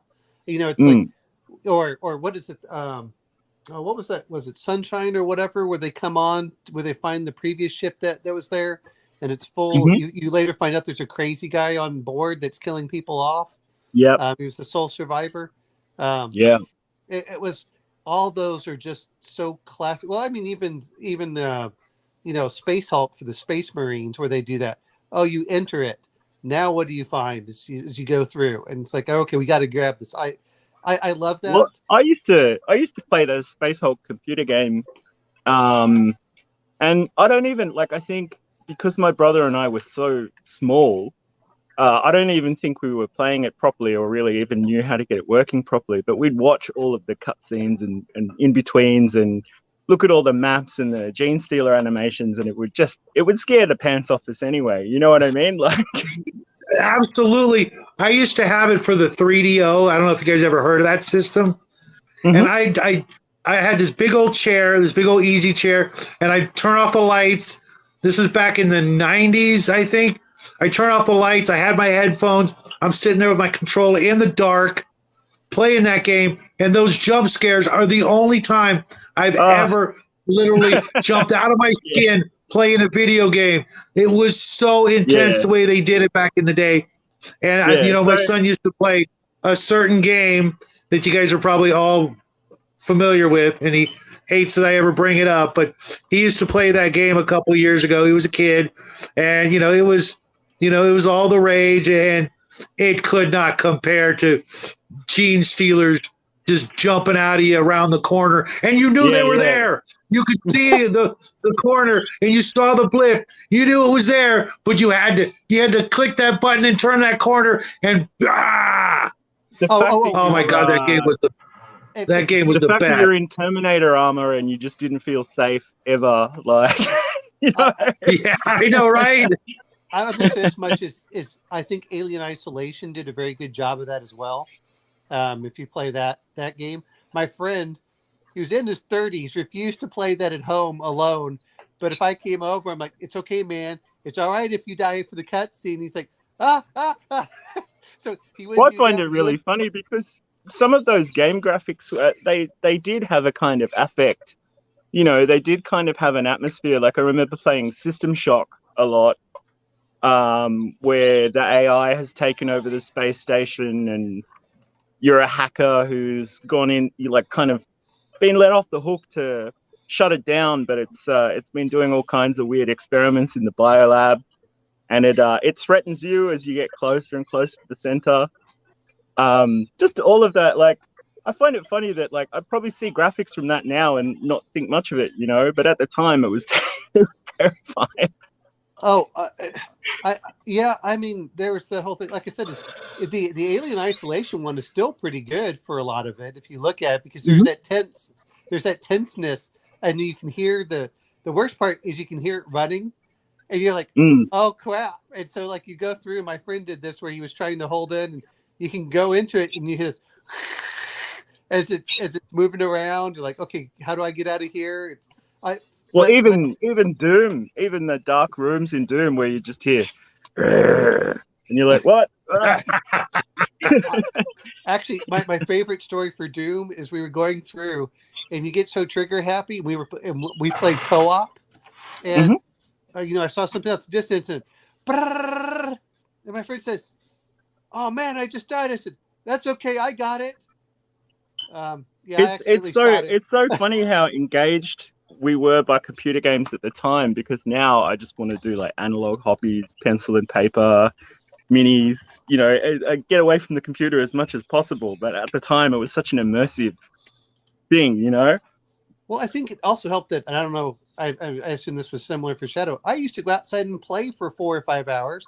Then I would come inside and I'd play video games until like late at night. And that was we were in the yard. We were pelting each other with sticks and stones and playing all kinds of games like that, basically knocking 7 bells out of each other until my brother got larger than me, and then it was like, maybe it's time to rethink this approach.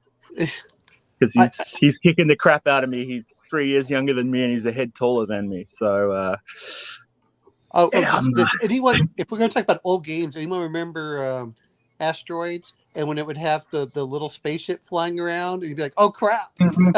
I mean, you can't get any worse. Spin out of control. Yeah. My nemesis was Evil Otto.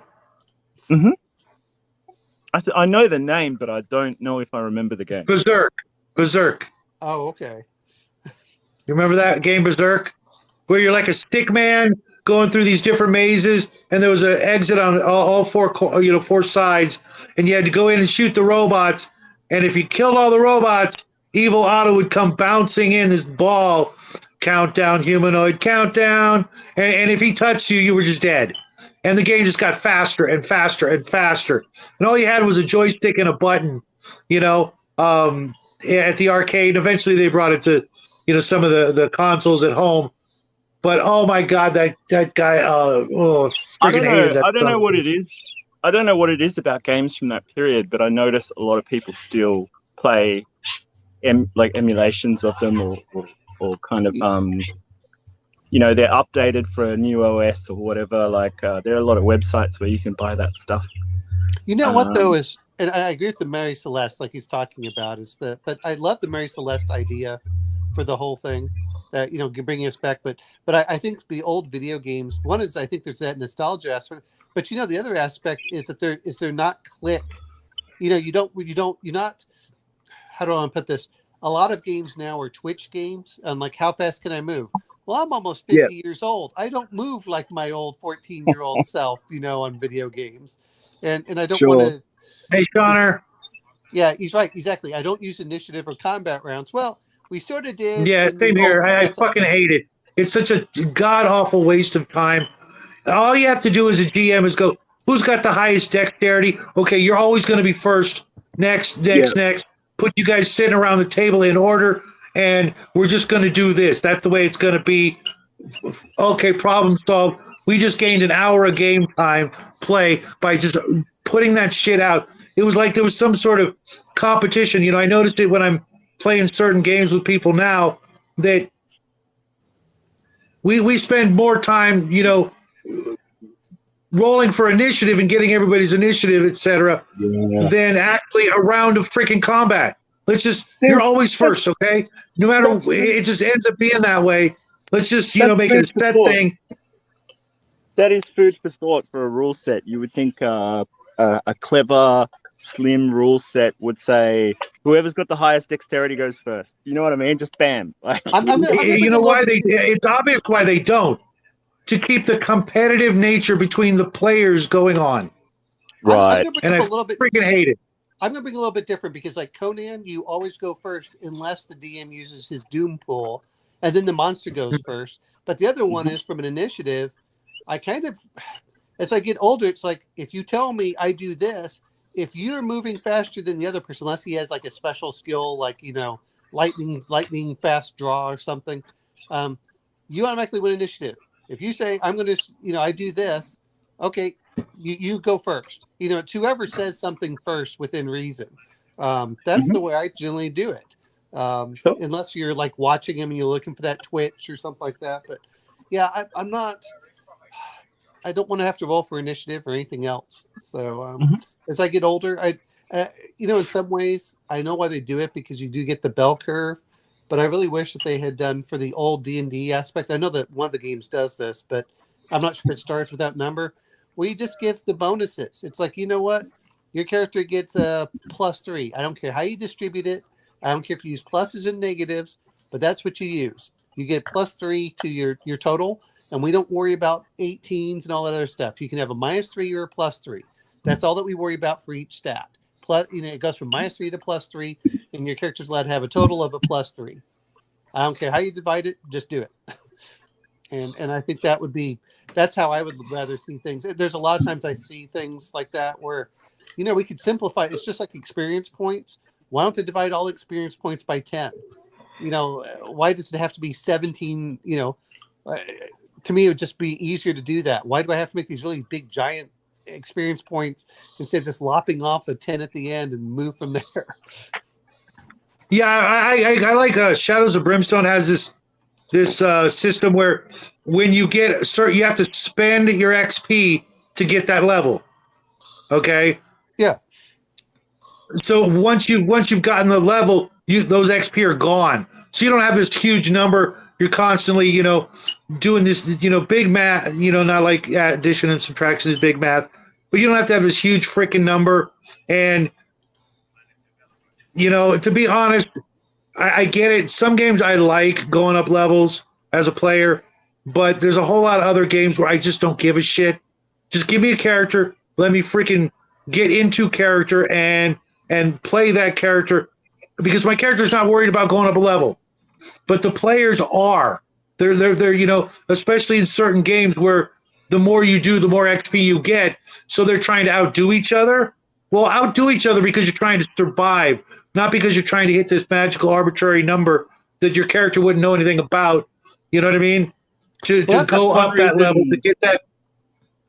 That's one reason why I love a lot of solo RPGs, because if you actually play them with another person, it just becomes a cooperative game where you're definitely working together, and the GM is kind of dicey tables. Obviously, the story element isn't quite there, but yeah, that's why my son and I enjoy Shadows of Brimstone so much, because it is a cooperative game, and your lives or your characters or whatever you want to call it are on the line, and working together is kind of a big deal. It encourages that sort of play versus, I'm going to one up you because I know if I cut its head off, I get the kill XP bullshit. I'm just like, that's not how it works. You know what I mean? Speaking of which, the old Star Frontiers, or it doesn't matter which game you pick, Traveler or anything else, is you pick your niche, and it's like, look, and because it's not about the kill XP, it's about the XP for accomplishing a mission. Then it starts coming down to you get XP for accomplishing the mission, and then it starts, like. I understand people talk about, not being the healer for the cleric. Okay, I understand that, but it's awfully nice when you're the doctor that you're going to be pulling people out and you're going to be doing this, and then when you're the technician. Yeah, but I having been in situations, I understand the giving of XP for taking a life. I've seen what it does to people, and to be honest, a lot of times, depending on what it is, if you're out there killing wild hogs, it might make you hardened, etc. But the people who've actually taken human lives, they're not always, getting better at their stuff. It's kind of fucking with them. You know what I mean? No. You talk to 100 vet, and they're not all like, yeah, I'm freaking 10th level, bitch. No, they're like, yeah, I've seen some shit and I don't want to talk about it. You know what I mean? Yeah, I just meant that. That's why I said accomplishing the missions is this. And I understand where you want to start off as a badass. There are times I want to, and there are times I don't. It just depends on the game, and that's one of the great things I think that Traveler has, where if you want to keep moving up in rank, you can be an admiral, and then you can also be the guy. Exactly. Any game like the old Mutant Chronicles or Traveler that lets you, as you roll up your character, decide when you're ready to play, through going through the life path. I love that because, like I've said before, you want to be the zero to hero, farm boy. There you go. You roll up your character, you're done. But you want to be the grizzled veteran. You roll up a couple of terms of tours of duty, and you're done. You want to run the Obi-Wan, the wise old guy who's been through shit. Then you roll a few more. Okay, now we're ready to actually play and not worry about, getting better. We're just going to worry about, going along with the ride, enjoying the scenario that the GM's put forth, going through the adventure, doing some cool shit to make it to the end and survive, hopefully, and not worry so much about, the stuff that characters in movies and stories never worry about, but player characters are always thinking about. It's one of the just reasons why. Sorry, go ahead. Yep. No, James, I'll go for it. Go. Sorry, I was just gonna say one of the reasons why I like Axe is there is that like you can just play an adventure, but there is that overarching path of like, what's your long-term trajectory going to be? Are you going to be a nation builder? Are you going to be an adventurer? There are a few different paths for you. I don't know how it's structured because I'm still kind of working through the books, but I get the impression that like there are higher goals than just knocking the crap out of people. But I think that's where the sci-fi games, if you look at most of them, it's about accomplishing a mission. They don't care if you kill off everything for there. That's it's so weird how the two genres that should be so similar are not. Hey, Kai, you still there? Yeah. You've been awful quiet. You got anything to lay on us? Everyone else has been talking. Everyone else has been talking. There's no need to say anything. I was sad that Connell wasn't in this stream because I was like, I thought of the perfect Connell answer for like, what's the scariest form of cosmic evil? And I'm just waiting for Connell to jump in and go, well, I think it's mankind, and here's why. but that's the thing. When you look at Alien, it was always the saboteur that made it worse. Whether it was Burke or anything else, at least they're not fucking over each other for a well, the corporation is pretty bad as well, right? Like they don't give a damn about like anything except the bottom line and their R&D. I'll tell you. If you want to look at this, and I've always heard it in books, but it's become so ridiculous now that I would have never believed it about 4 or 5 years ago.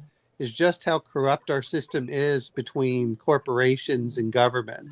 And I knew there was always some of it, but I mean, even looking at stuff like you're talking about, the whole COVID vaccine, and you start hearing, well, we never checked it to see if it would stop the spread. Well, that's exactly what you were promoting, And that's exactly what they're supposed to do. There's so many oh God, like every person I know. Every single person I know, I'm like, well, I took round one after much pressure and because of particular circumstances, and I didn't feel too great afterwards for quite a while. My circulation is still not 100%. And all I ever hear is, yeah, but imagine what it would have been like without it. I don't know. See this guy? No jabs, okay? I'm doing fine. Well, and James, I wish I was in that category. That's all I'm going to say, and I'll leave it at that. So James L., I mean, I was all for it for my parents because they're at the higher risk, age group. Sure. And then for me, I told them flat out, I said, hey, I'll wait several years to see what the side effects are. And my mother got a mini stroke within 28 hours of getting the shot. And then, oh, Jesus. Well, she's fine. But now they put her on drugs that she wasn't on before. And so many stories like this, man. So many stories. But see, that's the corporations evil for. I don't mind profit if you're going to do something for the right reasons. The problem that I have nowadays is when, and this is the thing I think that works so well, whether it's Mutant Chronicles or any of these others, is when I want to say you're fascistic, but it's corporatistic. Which is a great thing, whether it's Shadowrun. It's fascism without the sexy uniforms. Or cyberpunk, where the corporations are there to crush. It's lame fascism. Yeah, well, I mean, but no, it's the Cyberpunk Shadowrun where you do have these massive corporations, and they're not acting in the benefit of humanity, even though that they should. And yeah, oh well, we found this, but instead we're gonna do this, and those are the Bo, those. I think to address Bo's question is like, you can sell me a loaf of bread, but I want it to be a loaf of bread. I don't want there to be like gunpowder in it. You know what I mean? Well, What it comes down to. it's. I think that's part of the reason I love sci-fi so much. Is you can while we talked about the rogue trader and stuff, it's the ability to get away from society so you can build a better life, and it's that dream and aspect that I love about the talking about the horror aspect, but that's always gives me the hope. And yet, when you look at games, I say games, but you look at universes like Firefly, where you realize these people are going to worlds where probably half or 75% are going to die when they colonize a new area. That's it's not necessarily horror from that aspect, but when you really think about it, it's like, holy crap! If you said, hey, out of 4 families, one of your families is going to succeed, that's pretty rough when you think about it. I guess, Bo, it comes down to honest exchange, like I was saying before. Like, I want to know what I'm getting for my labor.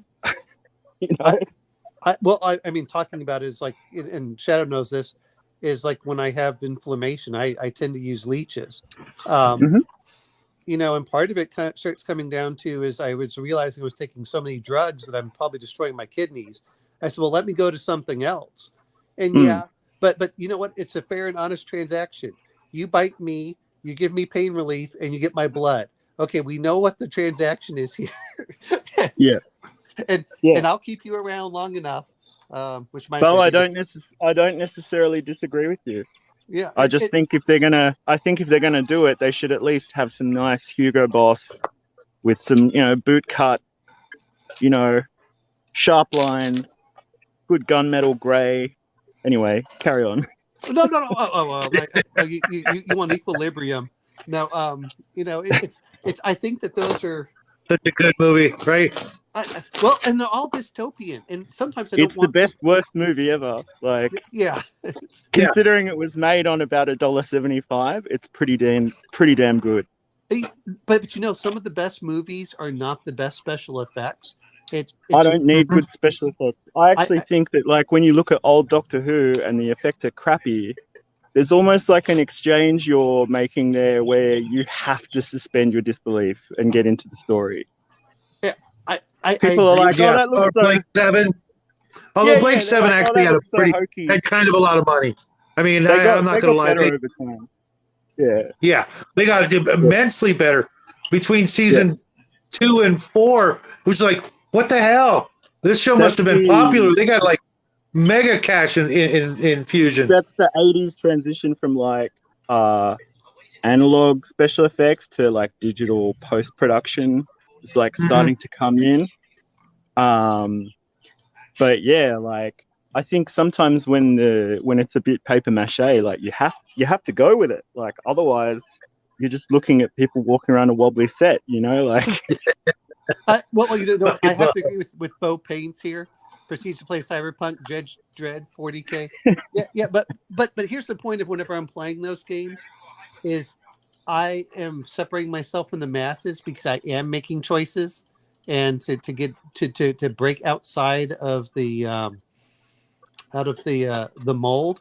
I find Bo's disagreeable questions really agreeable. Bo's coming back. If I have to go drag him here, but before we get ready to go, I want to give Kai a chance. He's been so quiet tonight and so nice and non-interruptive. Kai, is there anything you want to add to the conversation before we say goodnight? Yeah, honestly, everyone's been hitting all the important details. When you guys started hitting, I'm not really. The dystopias are pretty fun. I guess we're just kind of getting away from cosmic horror at that point. We got the corporations, and that's a whole topic that a lot bigger topic. So yeah, I really enjoyed dystopia until I realized I was living in one. right. Yeah, exactly. I want to go on vacation to my dystopia. Stop bringing my dystopia home for my vacation. Hey, but now we all get to actually, embrace the ideology that we're supposed to have been gaming. That whole, I fuck the system, because we've all been kind of simps sucking dick to the system and going, well, fuck it, I can make money. But now we're all realizing that the system actually sucks. It will crush us and grind us all into pulp. And maybe we should actually start being the heroes of our own stories. But we all like paychecks and we all have mortgages, so it's okay. Hey, Yeah, Kai, I think I talk a really good rebellious game, but when it comes down to it, I really like my comfort. But boy, the moment that we gotta do some actual work, oh fuck that! I need my air conditioning. I need my my porn. I need to have my fast food. I need a cheap car. I need to have all the system. What will do for me. I will admit I'm a simp for the system, just like everybody else. So I'm going to bring something up whenever they said that, they show that picture, where the guy's not clapping and everyone else is clapping, and said, everyone wants to be that way. I can say this much: by standing up, by refusing to be a medical experiment, I know I wouldn't be the guy clapping. I mean, that's what gets me about that, is looking at all these people who claim that all these things. And I said, well, wait a minute, you're buying into all the stuff the government's telling you. And you go, how you're becoming as oppressive. And, there is a large amount of just going with the flow, because it's the underlying reality is too hard to face. And, we're all guilty of it to some extent, but I feel especially guilty about this particular issue. To be honest, I wish I'd held out. I wish I'd held out a bit longer. That's all I can say. Here's the thing that gets me about it: is some of these people who I thought would be on, say, okay, we'll respect your decision, and you go and you look on Twitter. I'm talking about in the RPG community, and you look in Twitter, and they are freaking out, and they're yelling and saying, "You're killing people, and you're doing this. You're killing grandma." It's the hyperbole. My grandma's dead. And the other part is I look at it and I said, the part. Hang on, that I think there may have been an issue in the background here. I'll be back in a sec. Oh, okay. You mean You birds? better hurry up. No, but that's what gets me about is the whole thing is like, wait a minute. It used to be, I'm all about choice unless I have to do something. So, well, hold on. If anything works, then why doesn't it protect you? And why do I have to do it? They get mad about this, and you're in cognitive dissonance. Because then they have to use math and logic and reason and stuff. Brain don't work that well. Well, and the first thing I do is I do static. They all fell off because of the rain. And now I they're like rotting. statistics. So go ahead. So if you want to grab a couple of okay. the ones that are still attached. But I think it's been interesting seeing our community and us Gen Xers in most cases versus a lot of people, and you can tell that people were so afraid. And you go, oh my God, just talk about dystopian. That's I've never seen it. Well, my partner has. Had Go ahead. Go ahead. Sorry. Go ahead, James. Oh, sorry. Yeah, my partner's had some issues in taking it, and basically was informed by her union collaborating with work that there was just no option out, so you had to take it or you're out. And she's had a few problems since then. And after a while, she was quite open about it, and a lot of people came out and said, "Thank you so much for actually saying this, because I don't feel like I can." Right? You know what's the funniest? What was the funniest thing I thought about the whole situation that we've just been talking about, which is a weird turn of events, was the rock and rollers. The hardcore. Yeah. Kiss, I'm glad. D. Simmons, D. Snyder, all those fucking hardcore pussies. Not who even just just bent that. the fucking knee. They became the man. all the people who would style themselves in a similar fashion that on the ground just absolutely went with it, no questions asked. I mean, I kept an open. I had a weird feeling about it from the get-go, just because of the messaging. The messaging was so forceful. Yes. That's what threw me off. I was just like, this isn't. Hey, Can I bring up one other thing though? And I'm going to say this because I went to Okay. Dave Mustaine. I could tell he hated the whole lockdowns and everything else when I saw him in concert. He's like, do not tell them to ever shut us down again. That was Dave Mustaine. And then the other one that was interesting because he had a negative reaction and people were attacking him for saying that he was having it was Eric Clapton. Yeah. I saw him in concert as well. And I noticed where they were where they went to concert. He was only in concert in the US for 2 weeks. He went to all the southern states that didn't lock down. He didn't go to the northern states, and then he went back home. And those are the two that. Now I understand Eric Clapton was at that high risk level, but it was interesting that he said he got attacked so much for saying that he had problems, and I mean he had real problems with it. Yeah, he did. And then, but Dave Mustaine's one of those I don't think that bent the knee for kissing, the whole thing. And again, I agree with Bo's. I agree with Bo's comment, and like I went in sort of good faith. I had reservations.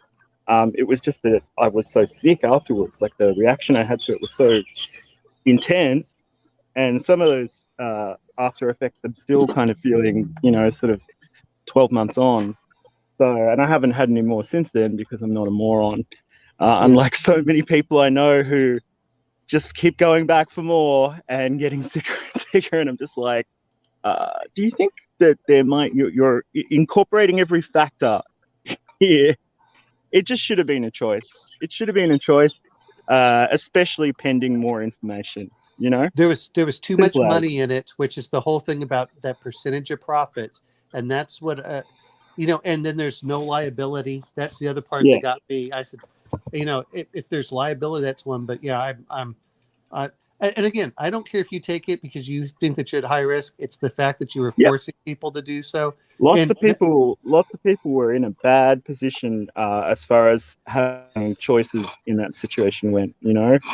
Like it wasn't as easy as you're either a jackbooted police state reinforcer or a free and wonderful individual.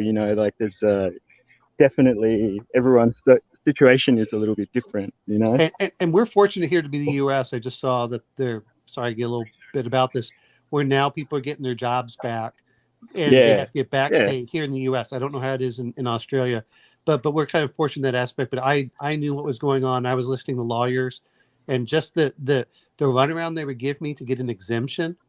Oh my God. That our response. I live in an area that was more locked down than the rest of the city, and they had helicopters out to make sure we were in our homes. And there was no explanation as to why my particular area was chosen for this, and there never will be. But I presume it's because it's a more working class area. So that's that. And I'll be honest, I like being around working class. That's one of the reasons I do like. I know everyone wants to pretend, it's talking about a little bit about the spaceships, and sorry about that, the whole thing of getting back into space. Everyone wants to be the commander and stuff, but man, there are times that I just to be the grunt who's going over and hitting the tank to get it fixed and being that mechanical guy. It's the same thing that I look at, which is John Smith. Was it John Smith over in the Jamestown? Where he said, those who don't work don't eat, because there were a bunch of people who thought they were too good to farm. And I'm like, you're starving to death. You're starving to death. Those are the things that there's great stuff that we can pull from history on these games, especially whenever there's ships and stuff, because it's during the age of exploration, that was like going off to a whole new planet, and good luck. It was, there were other people out there, but I mean, that was like traveling to the moon and then suddenly finding out there are people on the moon who don't like you. That's why I love sci-fi in that aspect. And not everything has to be horror. I like horror for a bit, but I also it reminds me of the old Star Trek. It's You the go from season, horror- guys. It's the season. What's that? We had to do it. It's the season. It's October. Come November, it's going to be peace and love and goodwill toward men. But it's October. We had to do the obligatory sci-fi horror, and we'll do it again next year. But it is getting to that time where I've got to go hang out with Nathan. You guys are all welcome to come and hang out with Nathan Allen on his paranormal show.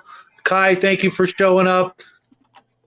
James, problem. Omen, Yeah. Bungar, Bo, everybody who came in tonight. Mage's Come back, Musings. bud. If you guys Come haven't back. checked out his channel, please go check out his channel. It's such a refreshing break from like this conversation, which Yeah. I absolutely love, you guys, tonight. I wish my son could have been here, and one of these days I'm going to get him to come back up with me in the studio right next to me so that we have that extra screen available, because I'm not doing the 10 people at once. That's just insanity. And I hope you guys will all come back next week. Hey, Kai, Yes. you say, What? how would you like to pick the topic for next week? No. How You'll about? still be here though, right? Yeah, but let's just put it this Okay. way. No, I don't want to pick out topics. That's somebody else's job. Hey, Shadow. Since we've been talking about this, and I brought up a little bit of it, and it is that time for Thanksgiving. How do you deal with when your players meet new civilizations that are not inherently hostile? Oh dear God! They murder them. You know the answer to that. I need to find. I need to find that. I find that song from Pocahontas with the Imperial.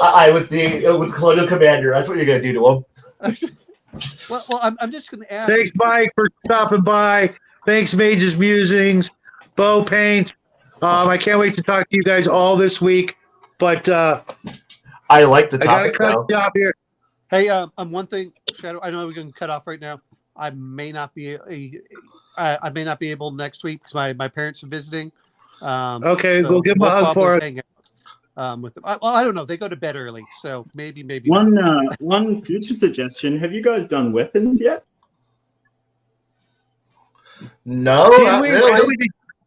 Starship weapons. We did not do personal weapons. Okay, let's do that. I can do that. Lightsabers and blasters and rail guns. Yeah, that sounds like fun. Yes. Tangle grenades from Old Star Frontiers. Oh God, yeah. Plasma grenade. All right, okay. We give we'll them do that. blankets. Okay, let me write that down for next week, guys. And if you can, go check out Nathan Allen. Look for the Quantum Show. Hold on. Yeah, I saw that he started I think he started a little early tonight, didn't he? He does, Yeah, well, he does usually a starts before me. pre-show. He does like a No, yeah, pre-show which with really drives me serious crazy, people. bastard. He does a pre-show But with it's- serious people, and then he gets us on for like the Oh, okay. Basically, yeah. the crumbs. Fusion guns. All right, guys. Thank you guys so much for showing up. I can't wait to talk to you guys again, which will probably be in 5 minutes for some of you, a little longer for others. Have a great weekend. Go out there and hug and kiss all your family that you got, and give them one for us. Kai, I can't wait to get back into that game with you and Jade. It's only 4 or 5 days away. I know. And it'll only be for 2 more hours. And I'm going to miss playing the world's worst engineer. You know what though? You know what? I'll find a way to get you guys all these characters when it's my turn in April. I know that's 6 months away, but maybe other people will see the I just like the idea. I am not letting Jade fix my character sheet. I gave him the right character sheet. He gave me the wrong character sheet, and I'm not letting him fix it. I'm playing the world's worst engineer, and I'm going to be okay with this. Oh, you're an incredible sport guy. Yeah, I like playing a ship's counselor who got handed a toolkit and said, "Go do something useful for yourself." All right. All right, Good bye. night, guys. I love you. I will see you guys real soon. Have a great weekend. You too. Adios. You too. Bye. Bye, guys.